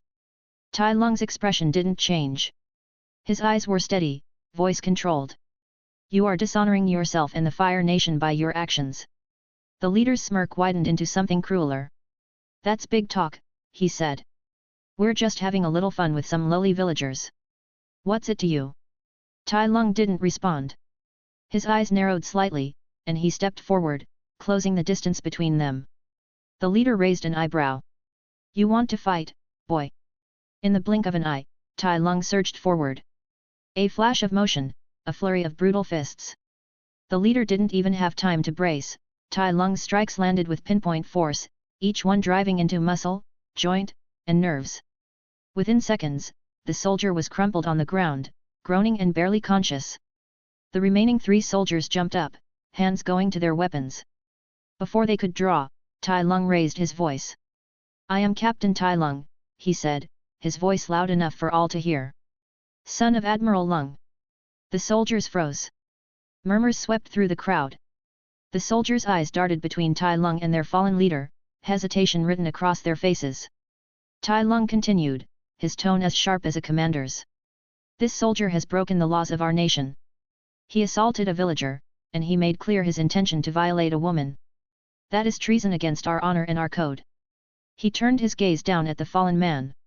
"He has brought us shame. Throw him in the brig. Let him serve as an example." The three soldiers didn't argue. Two of them moved quickly, lifting their unconscious leader, their hands trembling with restraint and nerves. Tai Lung looked at them coldly. "I'll consider this obedience for now. He was your commanding voice, but next time, if you stand by such actions or assist in any shape or form, you will share in the punishment." Then he turned his head toward Han, who had silently followed the confrontation with a thoughtful expression. "Help me draft a report," Tai Lung said. "We'll send word to the capital. This man will face a proper trial." Han gave a short nod and moved to his side, pulling out a parchment and ink from his satchel. With the situation settling, Tai Lung turned to the villager, still kneeling in the dust, and next to him his wife, both of them shaken and wary. "I apologize for what you had to go through," Tai Lung said gently. "You might not believe my words, but we have laws. And we expect our soldiers to follow a code of honor. What you experienced was the behavior of bad men, bad apples. We do not condone it." The man looked up slowly, eyes wide, mouth slightly parted, eyes never leaving Tai Lung's face. In all his years, he had never heard a Fire Nation soldier, let alone a noble, apologize. Most of them were worse than the regular troops, drunk on their lineage and eager to play conqueror. Yet here stood a noble son, young, powerful, and apologizing. He didn't know what to say. Tai Lung gave him a small, respectful nod, then turned away. Chapter 15, Kyoji Island. The sea stretched endlessly in every direction, the horizon shimmering under the sun as Tai Lung's ship cut through the waters of the southern sea. Their travel had become a rhythm of motion, sailing from one coastal point to another to restock supplies and allow Tai to explore the world beyond the Fire Nation. But the waters were not empty. Pirates and rogue Southern Water Tribe warriors prowled these seas, mistaking the Fire Nation vessel for easy prey. They attacked with confidence, their ships fast and their warriors fierce, at least until they came face to face with Tai Lung. The battles were short. Some attackers were injured. Others fell into the sea, their fate unknown. And a good number found themselves shackled in the brig below deck, their weapons confiscated and their pride broken. Whenever the ship made landfall, Tai Lung ensured the prisoners were handed over to Fire Nation garrisons for justice. On land, Tai Lung encountered earthbenders and so-called freedom fighters, scattered resistance remnants clinging to dreams of rebellion. But to Tai Lung, they were little more than children swinging sticks. Undisciplined. Sloppy. Lacking any real martial training or understanding of combat. He didn't waste more than a few moments with each skirmish. Their voyage eventually turned southeast, where warmer winds carried them toward a lonely island, its jagged cliffs cutting into the sky like teeth. As they approached, the waters grew darker, heavier. That's when the sea stirred. A deafening roar erupted from beneath the waves. The water split apart as a monstrous eel-like beast surged toward them, a leviathan of the deep. Its maw opened wide, its eyes glowing with fury as it lunged for the ship.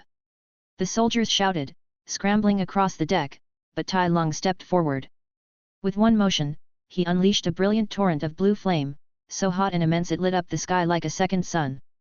The unagi reared back, its roar turning to a screech as the fire blazed past its face.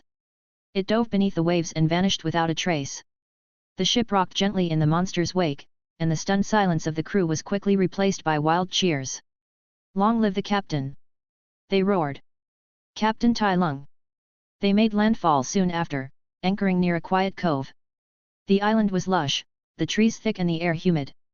A single dirt path led them toward a village nestled between the hills. But before they could reach it, they were intercepted. A dozen women in green with strange white makeup stood across the path, forming a line.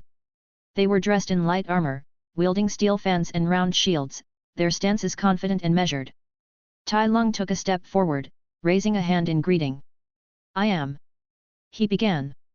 But the women moved before he could finish. With sharp cries, they charged, fans slicing through the air, shields locking in formation. The soldiers behind Tai Lung took a stance preparing for combat, but Tai Lung held up a hand. "Stand down." Then he moved. The forest became a blur of motion as Tai Lung met the attackers head-on, fire bending forgotten. His fists moved with precision, his body fluid and unstoppable. He slipped between fans, deflected strikes with his forearms, and used his momentum to unbalance and disarm. One by one, the women fell, struck down with calculated force to their acupuncture, never more than necessary, but enough to strike the nerves and paralyze them. When the last one hit the ground, Tai Lung stood in the center of the clearing, untouched, surrounded by groaning bodies. "Restrain them," Tai Lung ordered coolly, not even breathing hard. His men moved in quickly, tying the women's wrists as Tai Lung looked toward the distant village, eyes narrowed. Tai Lung's eyes drifted back to the women now being tied up by his soldiers. The soft rustle of rope and armor filled the clearing as the last of the defeated were secured. He folded his arms, expression unreadable. "That was quite the greeting," he said dryly, his tone calm but edged with judgment. "You're not bad, but not good either. Still, I must admit, you surprised me. I thought the Earth Army didn't take women among them." One of the captured women, likely in her late 20s or early 30s, raised her head, her gaze sharp. "This isn't Earth Kingdom land, and we're not part of their armies," she said. "We are the Kyoji warriors." Tai Lung didn't reply immediately. He turned instead to Han, who stood just behind him. "Have you heard of them?" Tai Lung asked. Han shrugged. "First time. But I did hear of Kyoji before. It was one of the Avatar's incarnations." Tai Lung nodded slightly. The name wasn't unfamiliar. He had heard tales of the legendary Avatar, the strongest bender to ever live, a master of the four elements and a force of unmatched power, a bender that keeps reincarnating in an endless cycle, but he went into hiding at the start of the war for unknown reason. Turning his attention back to the woman, Tai Lung narrowed his eyes. "Doesn't seem like you are very famous," he said bluntly. "But if what you say is true, then where are the men? Why do I only see women here?" The leader didn't falter. "The Kyoji warriors consist of women only." Tai Lung blinked, a frown tugging at his lips. "Now that's stupid." Before the leader could reply, a younger girl, likely the youngest among them, snapped, "We don't need men to fight for us. We're as good as they are. Better even." "Suki, don't speak," the leader said quickly, casting a firm look at the girl. Suki fell silent, but her eyes didn't. She glared at Tai Lung with unhidden defiance. Tai Lung noticed the change immediately. The venomous glares from all around him. A minute ago, they had been defiant but composed. Now, their anger had become personal. He blinked slowly, assessing them. "These women have some serious issues," he muttered under his breath, then glanced to the side. Run! Li Lan! Take off your helmets!" Two soldiers stepped forward and removed their helmets, revealing their faces. Both were women, calm, confident, unbothered by the tension. Tai Lung pointed at them. "We have both men and women in our army. The Water Tribe and Earth Kingdom? They don't allow women to fight. Which means a lot of talented benders get wasted." He turned his gaze back to the Kyoji warriors. "You on this island are just as stupid as those two nations. But instead of banning women, you ban men. So I stand by my words, you're stupid." He gestured dismissively at their outfits. "And what is with the strange clothing? If you want to fight, at least wear something more comfortable. More practical." The Kyoji warriors seethed. No one liked being called stupid. Their hateful stares bore into Tai Lung, yet some couldn't help but consider his words. He had defeated all of them alone. And his logic, no matter how blunt, had truth to it. Tai Lung turned again to Han. "How come this island hasn't been conquered by now?" Han shrugged. "Most of our army is stationed on the mainland. No one bothers coming to a small island like this." Tai Lung nodded thoughtfully, then waved his hand. "Drag them along. We're heading to the village." As his soldiers began pulling the bound warriors behind them, the leader raised her voice. "You're not allowed to go there. You're not welcome." Tai Lung didn't even look back. "Idiots," he muttered, walking toward the village without a second thought. Behind him, the Kyoji warriors burned with fury. The arrogance of their enemy was unmatched, but so was the strength that backed it. Underscore.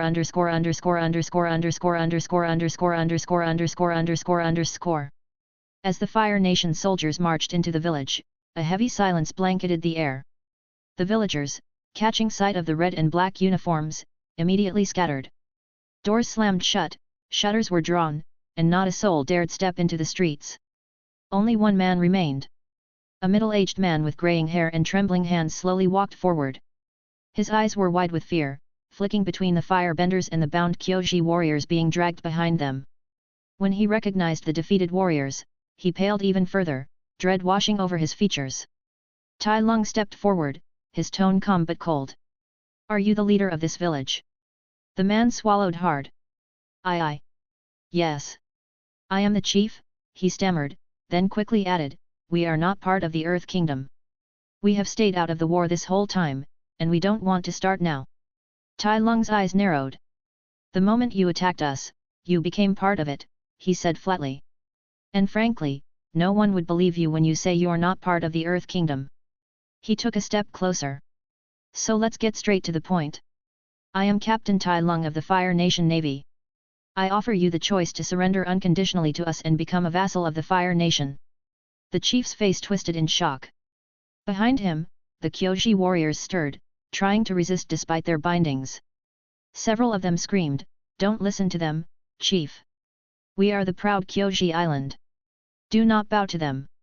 The soldiers holding them gripped the ropes tighter, straining to keep the warriors restrained. Tai Lung punched toward the sky. In an instant, an enormous pillar of searing blue fire erupted upward, lighting the sky with an eerie brilliance. The heat radiating from it could be felt even from a distance. The Kyoji warriors froze, eyes wide in disbelief and fear at the overwhelming display of power. Tai Lung's voice rang out above the silence. "I alone can turn this entire village into ashes, let alone the soldiers that follow me." His gaze swept across the terrified villagers peeking through their windows. "Surrender now, and you will be spared that fate. You will continue your lives as you always have, in peace. The only difference is, if a Fire Nation ship comes by, you will not attack it. I do not leave enemies behind to ambush my people." The chief trembled where he stood. He looked at the villagers peering out of their homes, at the bound warriors still struggling, then back at Tai Lung, still radiating power like a living inferno. After a long, heavy pause, the chief slowly lowered his head. "Kyoji warriors," he said softly, "please, stay down." Then, more firmly, "I, as the chief of the village, accept to become a vassal of the Fire Nation." Chapter 16, Nothing Like the Stories. The Kyoji warriors stood silently, heads bowed in shame. Though they bore no wounds on their skin, their spirits carried the weight of failure and defeat. They had trained all their lives, sworn to defend their island with their lives, yet now, bound in defeat after facing their first real opponent, they watched helplessly as their chief submitted to a young man, some would even consider a boy, from the Fire Nation scum. Some among them, especially the younger ones, glared with unspoken fury, the fire of rebellion still flickering behind their eyes. But for now, they held their tongues. Without so much as a glance back, Tai Lung spoke, his voice calm and commanding. "Since they've surrendered, release them. There's no need to keep them restrained. We honor our word. You will live as you always have.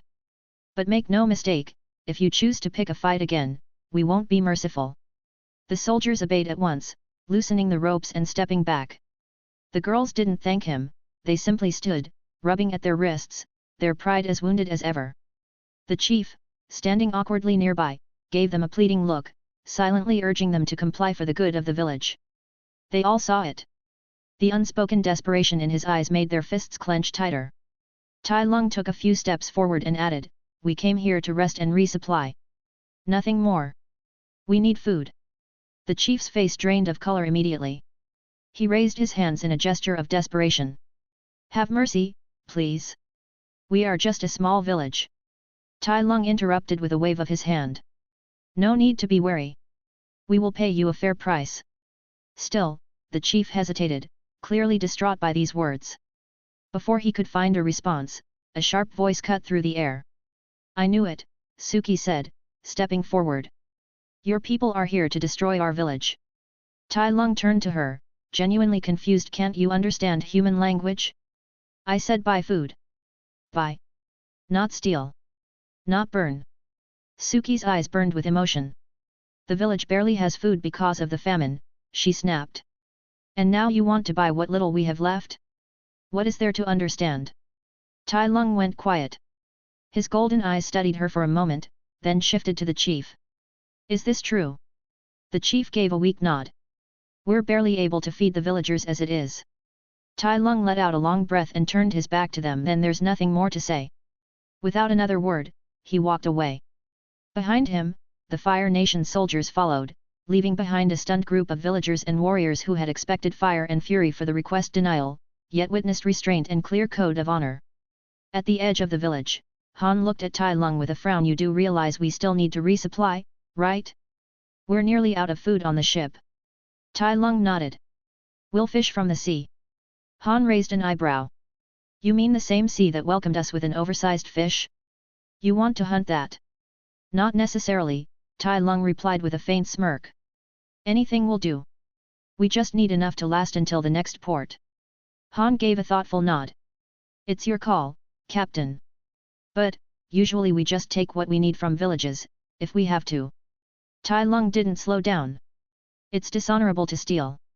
Let alone terrorize and steal from helpless villagers. You know, your flames and words terrorized them the most, Han said with a smile. If they knew we can end them anytime but chose peace without abusing them, I believe they wouldn't have stupid ideas or cause us trouble, Tai Lung replied. Then the group fell silent. When they reached the coast where waves lapped lazily at the shore, Tai Lung began removing his armor, piece by piece, until he stood in simple cloth wraps beneath the sun. His hair rippled in the sea breeze, his back to his men. I'll dive and see what I can find, he said, his tone final. You take the ship and prepare to pick up whatever I bring in. Han turned to the crew. You heard the captain. Let's move. As the soldiers scrambled to follow orders, Tai Lung stood at the edge of the water. With a deep breath, he dove into the sea. From afar, the villagers and Kyoji warriors watched the Tai Lung and his crew move. They weren't entirely sure what kind of Fire Nation soldier this crew was. Their behavior didn't match the stories at all. Underscore.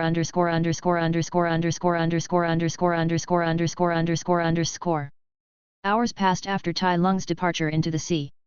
Just before sunset, a commotion stirred near the edge of Kyoji village. Han and a few Fire Nation soldiers returned, dragging behind them 3 makeshift carts, each loaded with a massive, glistening elephant koi. The bright orange scales shone in the dying sunlight, drawing gasps from the villagers and Kyoji warriors alike. The soldiers stopped in the center of the square, drawing confused and wary stares from the people around. Han spoke plainly, Captain Lung hunted these himself. We had more than enough for our crew, so he sent the extra to you. Without waiting for thanks or reply, Han and the others turned around and began walking back toward the coast. As they moved out of the village's boundaries, one of the younger soldiers scoffed quietly. This village doesn't deserve the captain's kindness. Han just shrugged, his expression relaxed. Our captain follows the teachings of his academy more than most. He reminds me of his father.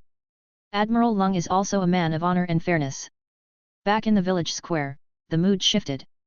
For the first time in days, smiles returned to weary faces. Children peeked from behind their mother's legs, wide-eyed at the enormous fish.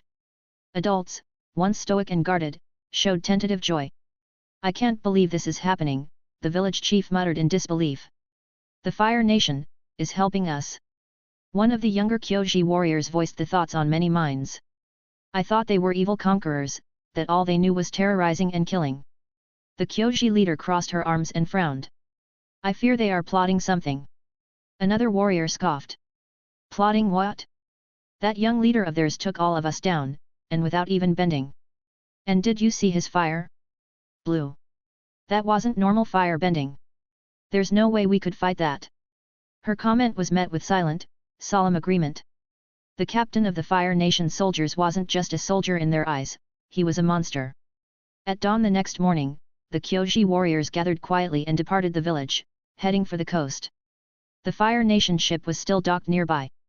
The warriors had 2 intentions, to keep watch over the foreigners, and to thank them for the food they had delivered.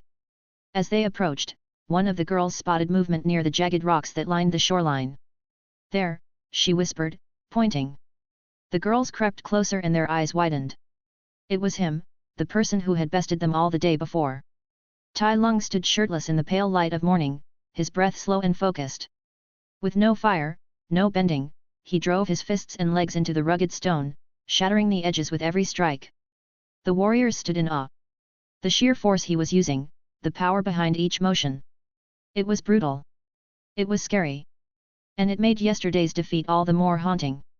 They realized in silence, he had gone easy on them more than they thought. Had he truly given them the same treatment of these rocks, they wouldn't be standing here now. Bones would have broken. Limbs might have shattered. Then, without warning, Tai Lung stopped. His breathing didn't even sound labored. He turned and raised an eyebrow when he saw them. What are you doing here so early? He asked as he walked toward them, sweat glistening off his body. The Kyoji leader stepped forward, her voice awkward and unsure. We wanted to thank you for the food you gave the village yesterday. Tai Lung's eyes narrowed slightly. This early? And with so many of you? The girls tensed, their expressions shifting from calm to concerned, perhaps even fearful, except for one. Suki met his gaze evenly. How did you hunt the koi fish, with the unagi around? Tai Lung tilted his head. Unagi? Is it the oversized eel? Suki nodded. Ever since it showed up, we haven't been able to fish in the sea. It attacks any boat in sight. Tai Lung responded simply, it attacked our ship yesterday. After we repelled it, it kept its distance. Suki's eyes widened. You, repelled it? He didn't reply. Instead, he turned to the Kyoji leader. We're leaving the island as soon as the rest of my crew is up. With that, Tai Lung turned and walked away, leaving the stunned warriors behind. Underscore.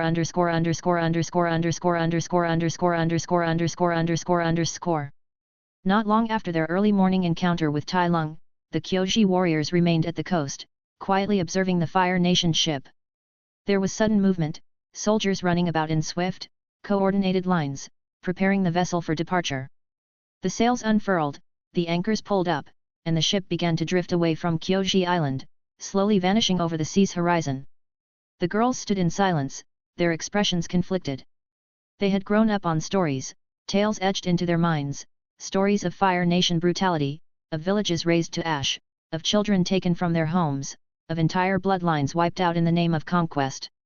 The Fire Nation were monsters, every soldier a soulless killer draped in red and black. But those men, the ones on that ship, they were nothing like the stories. The girls exchanged glances.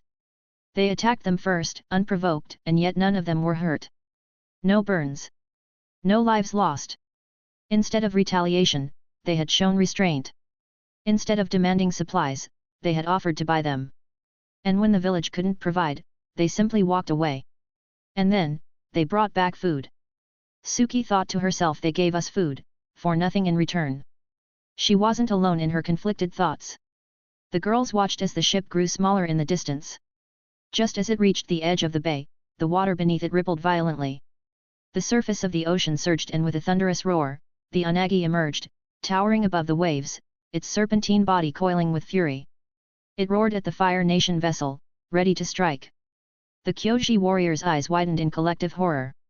The sea monster had returned. They tensed instinctively, but then remembered Tai Lung's words. We repelled it. Now they would witness how. In the next breath, a streak of blue lightning tore through the air, lancing from the ship with unnatural might. It struck the Unagi mid-roar. There was a split second of silence before the beast howled in pain, its body convulsing as arcs of energy danced across its wet flesh. Then, with a final cry, the creature collapsed back into the sea, lifeless. The water calmed, the terror that had plagued their shores for months, gone. Just like that. A shiver ran down the girls' spines. No words were spoken, the power they had just witnessed shocked them. The Fire Nation killed the sea monster effortlessly. Suki swallowed hard. They all knew who had done it. The young captain. They had attacked him without reason.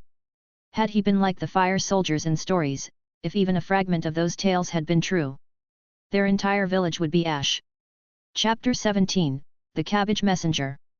The province of Tuzen lay like a quiet patchwork of green on the maps of the Earth Kingdom, a medium-sized province, southeast of Omashu, sharing a border south of Si Wang State.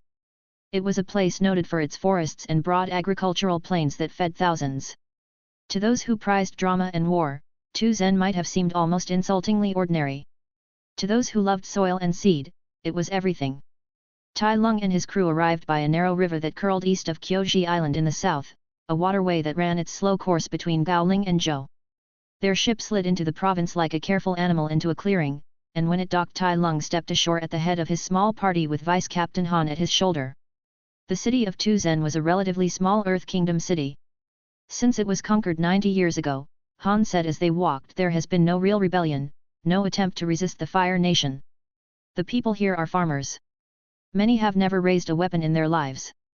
And that was long before the war had started 100 years ago. Tai Lung listened patiently, then asked, is anything special about this city? Han's mouth tilted. None. It's one of the most boring places to be in. But it is not the same story for the nearby forest. It has always been known as a forest of spirits. People around here don't dare approach it, they fear angering the spirits dwelling among the trees. Tai Lung's gaze sharpened with something like interest. So there are spirits in the forest we can meet? Han hesitated. I am not sure.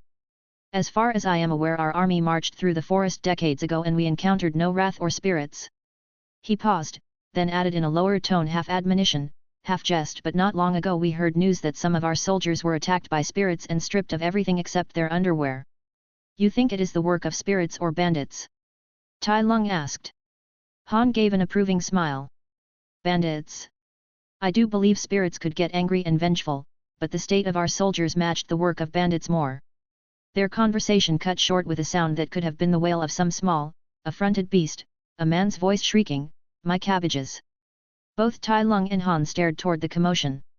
They found an Earth Kingdom merchant in the square, wild-eyed and wailing over a heap of ruined vegetables on the stones. Cabbages lay trampled, leaves scattered like injured birds.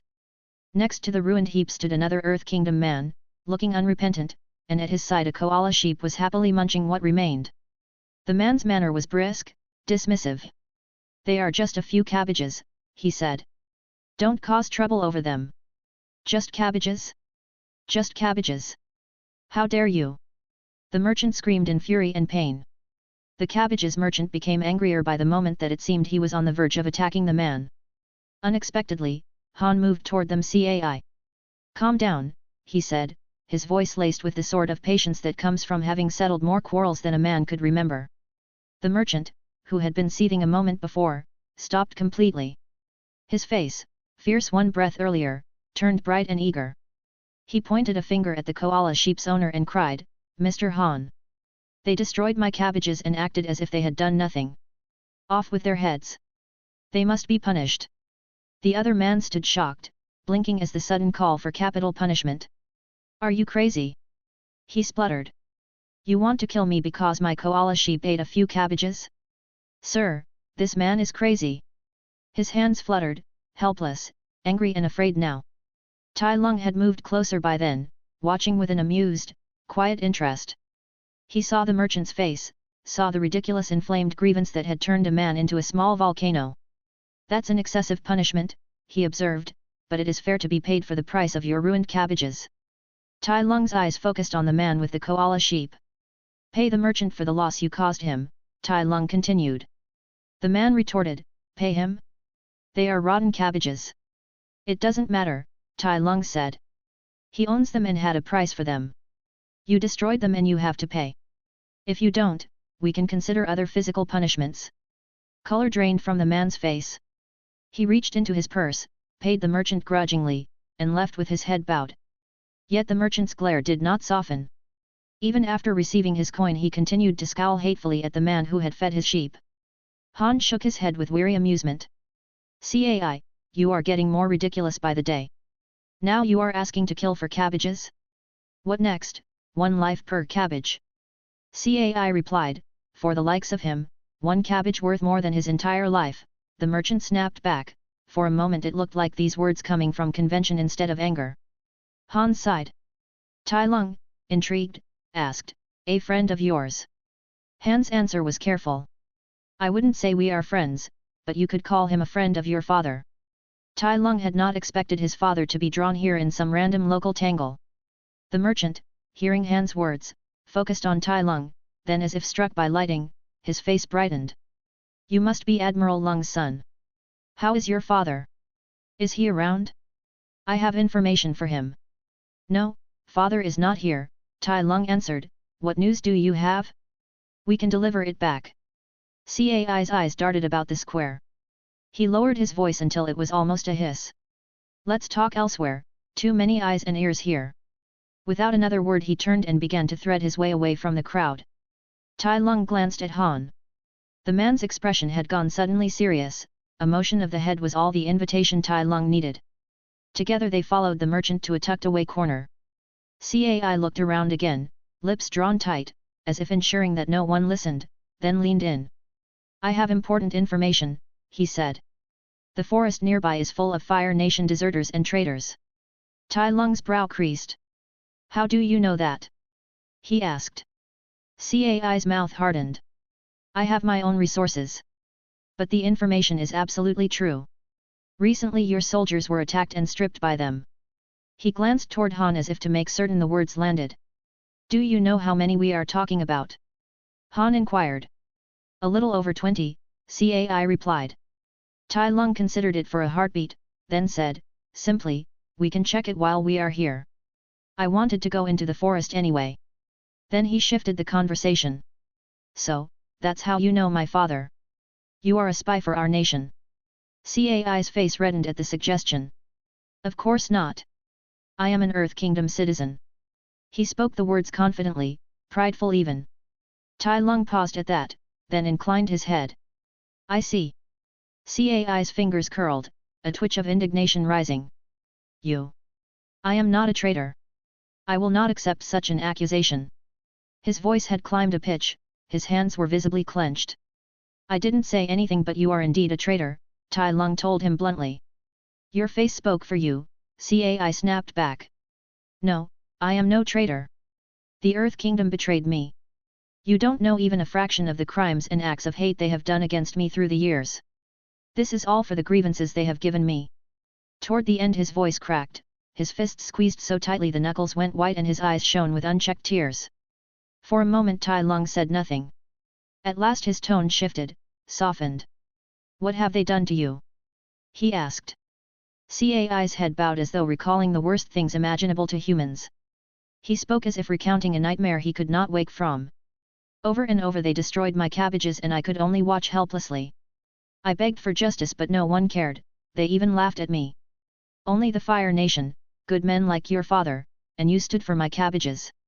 His voice was small, but redolent with a conviction so absolute. Tai Lung could not hide his astonishment at the absurdity he was hearing.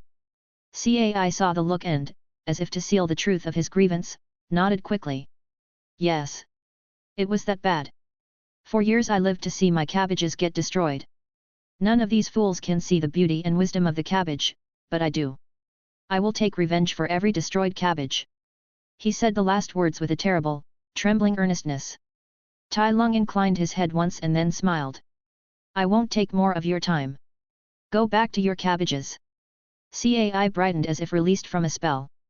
Good luck with the traitors, he said, earnest again, and bowed in the strangest sort of respect. Send my greetings to your father. Tai Lung turned to Han. The man's expression had broken into a grin and then the grin became laughter, sudden and loud. Your face was priceless. Han said as he laughed. That man is crazy, Tai Lung said at last, a faint amusement threading his words. Maybe, Han admitted, still smiling, but his information is always spot on. He knows things that no one should. He's better at gathering news than our best spies and informants. Your father calls him the cabbage bender, the greatest spy in the world. For an instant, Tai Lung's amusement curdled into reflection. His gaze drifted, thoughtful and oddly solemn. Han noticed and frowned. You're thinking about the deserters, aren't you? No, Tai Lung said slowly. I'm thinking about the cabbage lunatic. Han blinked. What? Tai Lung folded his arms, his tone unexpectedly serious. Some spiritual masters can form deep connections with the universe. What if that man's love for his cabbages became so strong, so absolute, that it forged a bond between him and them? All things are connected, Han. If his devotion was powerful enough, perhaps he found a way to communicate with them. There was a long pause. Then Tai Lung looked at Han with utter sincerity and said, maybe he isn't the cabbage bender, but the cabbage messenger. Han stared at him, mouth slightly open. He's just a crazy man and your father was joking, Captain. You're thinking far too much into this. Chapter 18, The Deserter. Tai Lung decided to follow the cabbage merchant's information and investigate the supposed deserters hiding in the nearby forest. Along with him came Han and two others from his crew. As the group walked through the dense forest, Han glanced sideways at Tai Lung and said, I didn't expect you to look for deserters based on Cai's words alone. Tai Lung's expression remained calm. I wanted to visit the forest to begin with, he said. And I did tell father I wouldn't just drift aimlessly. I think it counts if we catch deserters. Besides, a faint smirk tugged at his mouth, the cabbage messenger went out of his way to warn us. How could we ignore him? Han gave a strange look. Do you really think he can talk to cabbages? He asked. I don't know, Tai Lung replied thoughtfully. He might truly be able to communicate with them, or perhaps he has a spiritual connection with the universe, or maybe he's simply too good at gossiping. Personally, he added after a pause, I hope he really is connected with cabbages or the universe. Han raised a brow. And why is that, exactly? Because, Tai Lung said, his voice carrying a distant, almost wistful note, he would be proof that one can truly communicate with the universe, that there's a way to achieve inner peace and reach true chi mastery within the rules of this world. Han blinked at him, utterly baffled. What in the name of Agni are you talking about? Tai Lung didn't answer. His eyes drifted through the trees, his mind far away. In this world, there was no concept of inner peace or chi mastery. Here, bending was seen only as a path to strength and domination. A quiet loneliness settled over him. It seemed that only he knew the art of chi, the balance between body and spirit. Yet he could not share it, not when he wasn't certain if the universe's laws even allowed it to advance beyond a certain level. After a moment of silence, he said quietly, "Don't mind me." Then, turning his gaze ahead, he asked, "More importantly, how likely are we to encounter these deserters?" Han shook his head. "Hard to say. The forest is too large, and searching every corner will take us days, if not weeks. Personally, I think it is not worth searching the forest blindly based on CAI's words alone." "Is it now? You said his information is always accurate, why the change now?" Tai Lung asked. Han replied, "I just don't like the idea of searching the forest for deserters. If you want to follow the Admiral's words, then fighting in some local skirmish or catching bandits is better and simpler than this wild hunt." "I see. Well, we are already here, let's search for a day or two. If we found them, that's great, if not we leave," Tai Lung replied nonchalantly. Han didn't say anything else. The group continued their march in relative silence. Hours passed until, after nearly 3 hours, Tai Lung suddenly raised his hand. "Stop," he ordered. The group froze instantly. Han looked around, puzzled. "What is it?" Tai Lung's eyes narrowed, scanning the ground ahead. "There are traps hidden in front of us," he said quietly. "And judging by their size, they're not meant for small animals. If there are traps here, and they belong to the deserters," Han murmured, "then we might be approaching their camp or they're nearby, waiting for some victim to step into one." Tai Lung nodded. His golden eyes gleamed narrowed slightly as he said, "Follow my lead. We'll move slowly and disable the traps as we go." And so they advanced through the forest carefully, step by step. The soldiers moved silently, their boots barely making any noise. Tai Lung crouched every few paces, deftly disarming snares and tripwires. Eventually, they reached a small river winding through the trees. Near its bank stood several crude huts made of sticks and bark, smoke rising weakly from dying fires. A handful of figures lingered near the water fishing.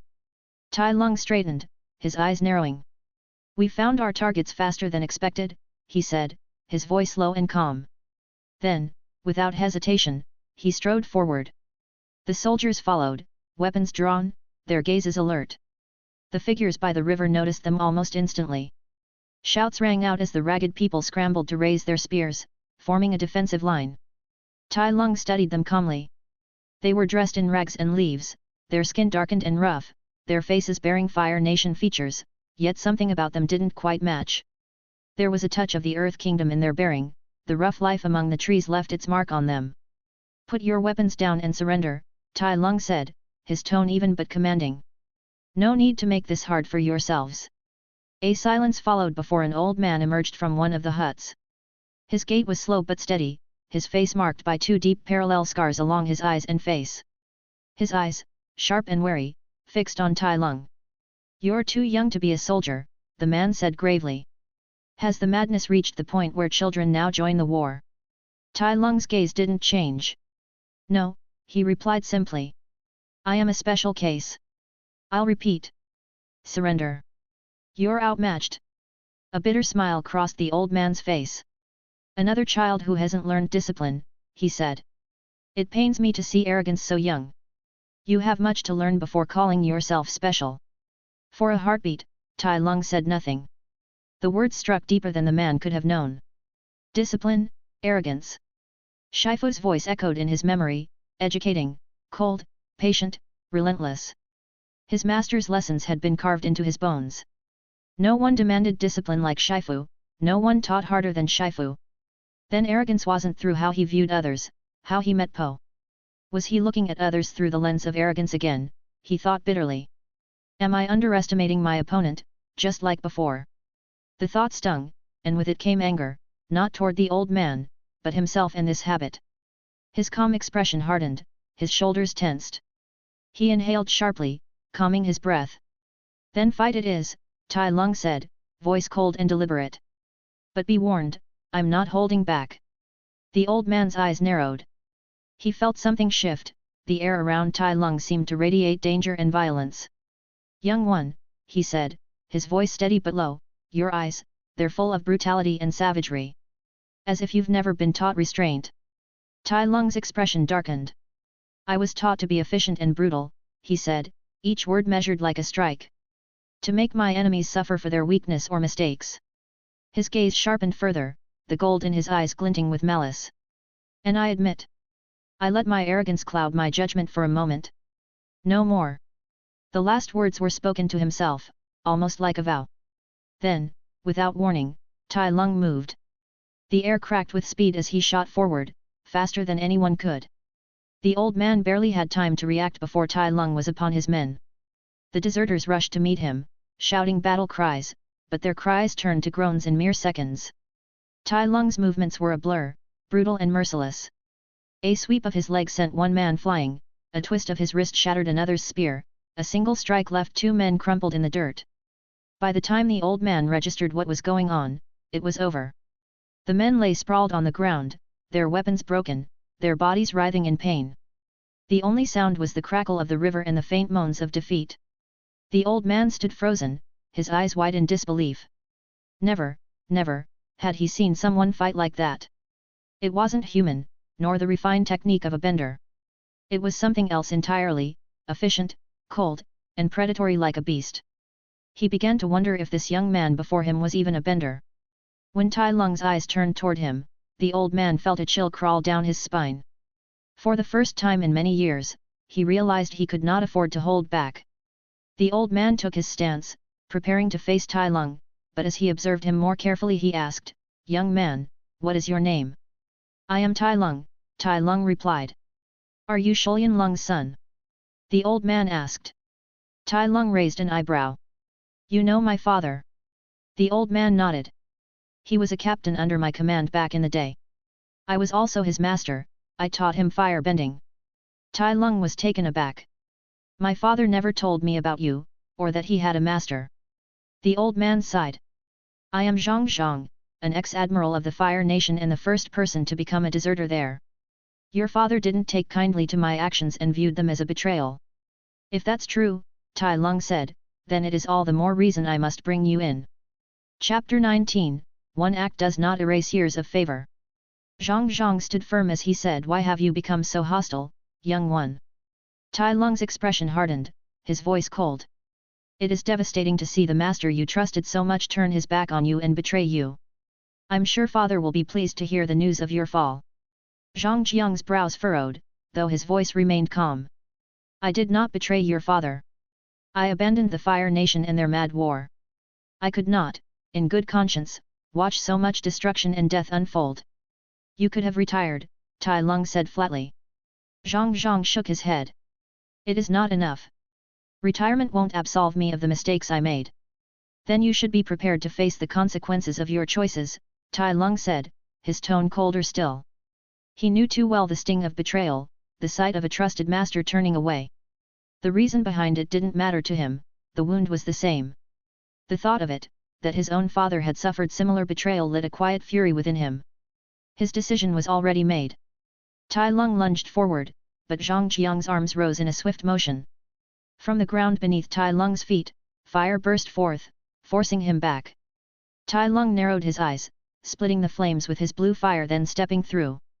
Zhang Jiang's eyes widened, the faintest trace of surprise flickering across his face. "You wield blue fire? Then why didn't you use it earlier?" "I prefer to fight with my martial arts," Tai Lung replied coolly. "They are my specialty, they represent what I am." Zhang Zhang studied him with intrigue. Blue fire was rare, a mark of unmatched talent among firebenders. To hear one speak of such a gift as though it were secondary was astonishing. He had expected arrogance, or restraint perhaps, but not this. "You are a strange one," Zhang Zhang said softly. Tai Lung charged again. The old man responded in kind, unleashing a volley of blazing fireballs. Tai Lung dodged each with fluid grace, until the ground beneath him erupted once more, forcing him to leap back. Is this wall of fire your signature move? Tai Lung asked, voice steady despite the wall of flame before him. You should watch your surroundings more carefully, Zhang Zhang replied, his voice echoing as he swept his hands outward. In that instant, the flames behind Tai Lung, which were ignited by Zhang Zhang attacks earlier, joined the wall of fire and encircled Tai Lung, then rotated around him and formed a roaring tornado. Fire spun and howled around him and the cage of fire closed on him from all directions. Tai Lung braced himself, then burst forward, blue fire erupting from his palms as he cut through the torrent. He pierced out of the fiery storm, only to find Zhang Zhang gone. His sharp eyes darted through the haze until his ears caught a faint sound behind him. He spun around just in time to see Zhang Zhang within the heart of the flames, smiling faintly before thrusting his palms forward. Fire surged toward Tai Lung like a living creature. There was no time to dodge. Tai Lung punched forward, unleashing his own torrent of blue fire, the two streams colliding in a burst of flames. Zhang Jiang's voice rose above the roar. Your flames are stronger than your martial arts, boy. You can't deny that truth. You lack restraint and place too much faith in your fists, using your fire as a secondary weapon. That is not the way of a true firebender, let alone a master. Tai Lung said nothing. He wanted to master firebending, that much was true, but he would not abandon what made him Tai Lung. His kung fu, his martial arts were his essence, his pride, his identity. Yet deep down, he could not deny Zhang Jiang's words. His mind flashed to his battle with Oze. The Fire Lord's flames had burned hotter and wilder than Zhang Jiang's, but that fight had been a contest of strength and speed, nothing more. There had been no strategy, no art in the flames. That was why he had triumphed then. But now, this old man relied on strategy and tricks. It took Tai Lung only a heartbeat to decide. If this was how his opponent wanted to fight, then so be it. He raised his hands, mirroring Zhang Jiang's movements exactly. The old man's eyes widened in alarm as fire erupted behind him, cutting off every path of retreat. I am quite the fast learner, Tai Lung said calmly, his blue fire reflecting in his eyes. And I don't plan on losing here. If I have to firebend instead using my martial arts, then so be it. You are not escaping me. Zhang Jiang's face fell into panic in an instant as Tai Lung moved and unleashed wave after wave of blue flame that roared toward him. It was unlike anything the old master had faced. He tried to dodge and defend, but the sheer power and volume of the flames pressed in on him until he could barely defend himself, his clothes getting seared by the flames. The roaring inferno swallowed Zhang Jiang's sight, fire closed in from every direction. He knew, with a cold certainty, that if this continued he would be defeated and worse, the flames were growing too fast, it won't be long before the whole forest would be sacrificed to this mad blaze. Amid the howling heat, Zhang Zhang forced his voice to rise so Tai Lung could hear it. Your flames will turn the entire forest to ashes, he called out. You must show restraint before the fire begins to spread. It won't. The voice came from his side and froze him in the throat. Zhang Zhang spun. 2 feet from him stood Tai Lung. He had used the flames to veil his approach just as Zhang Zhang had done earlier. Zhang Zhang tried to make distance, but it was already too late. Dozens of blows landed, quick, powerful strikes at nerves and chi points. The old master staggered beneath the onslaught, then fell. In the space of heartbeats, Zhang Zhang, once an admiral and a feared firebending master, was on the forest floor. Tai Lung slowed, steadying his breathing, and with it the fire all around them began to die down, the blue tongues licking themselves out into smoke and ash until the air settled, clearer and cooler. He looked down at the fallen man for a long moment. Chain them all, Tai Lung ordered. We are going back. Han and the others moved swiftly, acting on the captain's command. The deserters and their small, ragged band were bound and gathered before being led back to the city. Later that night, Zhang Zhang sat in his cell with his men, shackled and silent.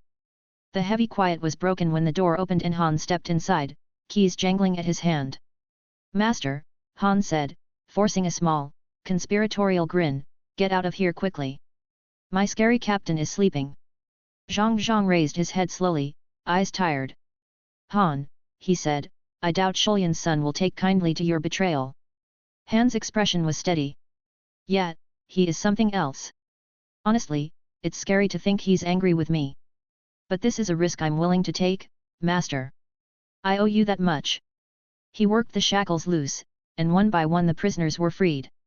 Together they slipped out of the makeshift prison and hurried through the dark until the city's edge lay behind them. As they ran, Zhang Zhang glanced at his old student. Han offered a rueful smile. Shulyan helped you in the past, he said softly. Today I repaid my debt to you. Next time you're on your own, master. I sincerely hope you don't cross our path again. Zhang Zhang managed a small smile in answer and then hurried into the night. Han watched them go until their figures were swallowed by shadow, then breathed a long sigh of relief. He turned to go back to his place, but froze when he found Tai Lung staring at him coldly. Han, quick to cover his tremor, put on a loose grin. Captain, fancy seeing you here. Explain yourself, Tai Lung said. Han's grin faltered. Explain what? I betrayed the Fire Nation and released the prisoners. You said you were willing to take the risk because he was your master, Tai Lung said. Don't you feel angry at his betrayal? Han blinked. You were listening the whole time? Why didn't you stop me? I prefer to hear things before acting, Tai Lung replied. It is never too late to hunt them down. After fighting them, I know they can't escape my hunt. Han's face changed at that, a mix of worry and resignation. He exhaled and replied. When Master was an admiral, he took many soldiers under his wing. Just like your father, I was among these students. He trained us for years. I had to help him. Didn't you feel betrayed by his actions? Tai Lung asked. Han's voice was steady, threaded with memory rather than wrath. I was angry when I learned he deserted. But he taught us well, guided us up through the ranks, helped us survive the war. One act does not erase years of favor. Tai Lung absorbed the words, then said, my father did the same years ago. Not exactly, Han answered. He had a chance to capture Master, but he chose to turn a blind eye. Tai Lung closed his eyes. Shifu, the teacher who had been a father to him, had done so much for him over the years. But that single act of betrayal was enough for Tai Lung to forget everything and act on his anger. At that moment, Tai Lung felt too small. Beside his father and Han, he was nothing but a scum and vile animal. Without another word, Tai Lung turned and walked away. Captain! Han called, taken aback. Tai Lung did not look back as he said. The deserter and his people escaped in the middle of the night and no one noticed. Their escape was due to the carelessness of you, Vice Captain Han. You deserve a punishment. Starting tomorrow, you will be responsible for overseeing the resupply process. Han blinked, then a slow smile spread across his face. Chapter 20, War Meeting.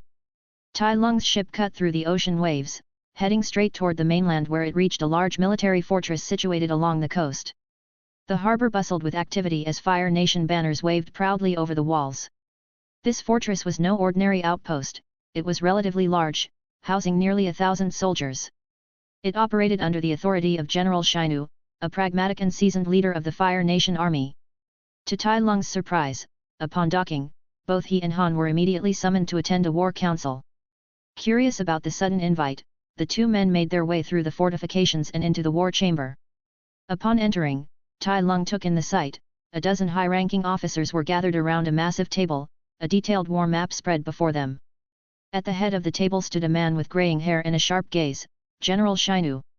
Tai Lung needed only a glance to recognize the man's authority, but he also immediately noticed the cold, hostile stare directed at him. General Shinu didn't waste time. I've heard of you, Tai Lung, he said with measured disdain. Your infamy reached us all the way from the homeland. He paused, then added with a mocking tone, let's hope you're as good at fighting the enemy as you are at challenging your superiors and drifting aimlessly around. Tai Lung's eyes narrowed. What is this about? Shinu pointed at the map. A battalion of 10,000 soldiers was ambushed at Zaofu mountain range. The one responsible is King Bumi of Omashu. That name caught Tai Lung's attention. He knew of Omashu, but Bumi. Shinu continued, over half of our battalion was lost in the battle. The rest are trapped in the mountain range.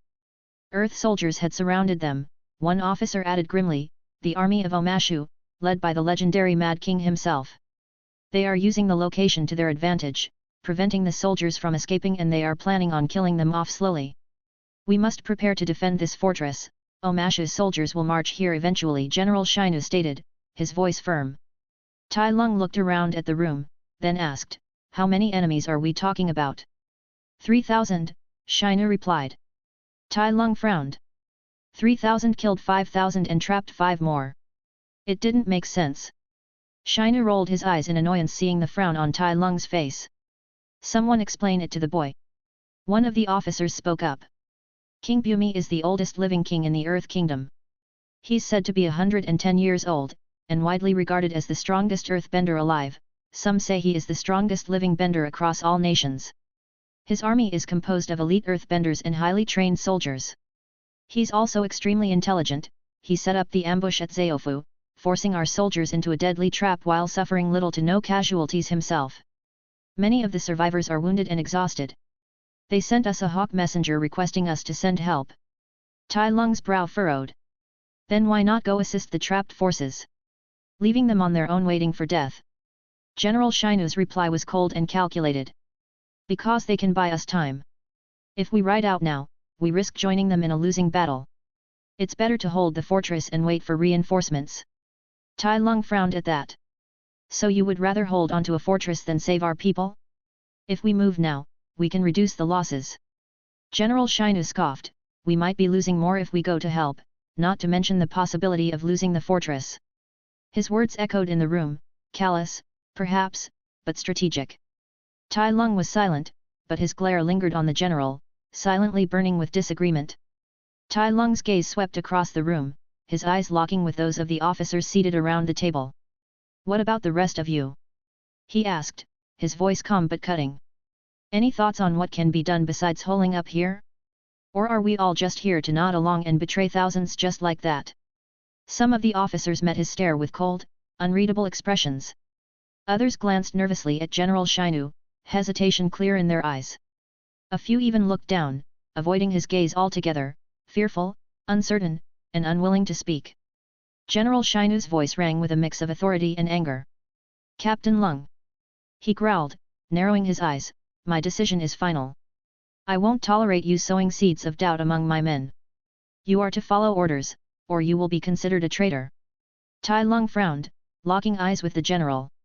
Did you bring everyone here to share your decision, he asked sharply, or to think of a solution to help the trapped soldiers? The general scoffed, straightening his back with a puffed chest. I am the general in command, he said arrogantly. You are only supposed to follow orders, not question them. I'll let it slide this time, since you're young and this is your first war meeting. But don't think I won't throw you in a cell. You'd do well to watch yourself if you don't want to dishonor yourself and your father.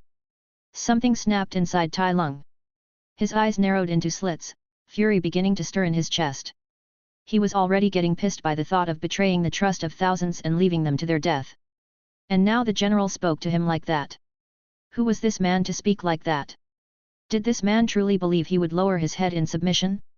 Just like the Fire Lord had done nearly 2 years ago? Tai Lung began walking slowly around the war table, each step measured and deliberate. He stood right before the general, then spoke with a voice cold and disdainful. I really want to know, what gave you the guts to speak to me like that? Shinu's face twisted with fury. This is a disgrace. Disrespecting your superior? I'll make sure you rot in a prison cell. Tai Lung didn't speak another word. He moved like lightning, blindingly fast, and delivered a series of rapid, brutal strikes. The general was caught completely off guard, and before anyone could react, he was sent crashing into the metal wall behind him, collapsing unconscious. Gasps filled the chamber. The remaining officers stared in shock, in disbelief of the mutiny they had just witnessed. Tai Lung turned back to face them, his voice level and commanding. Now that fool is out of the way, let's get to work. Do we know what is going on there exactly? How the enemies are trying to kill our people?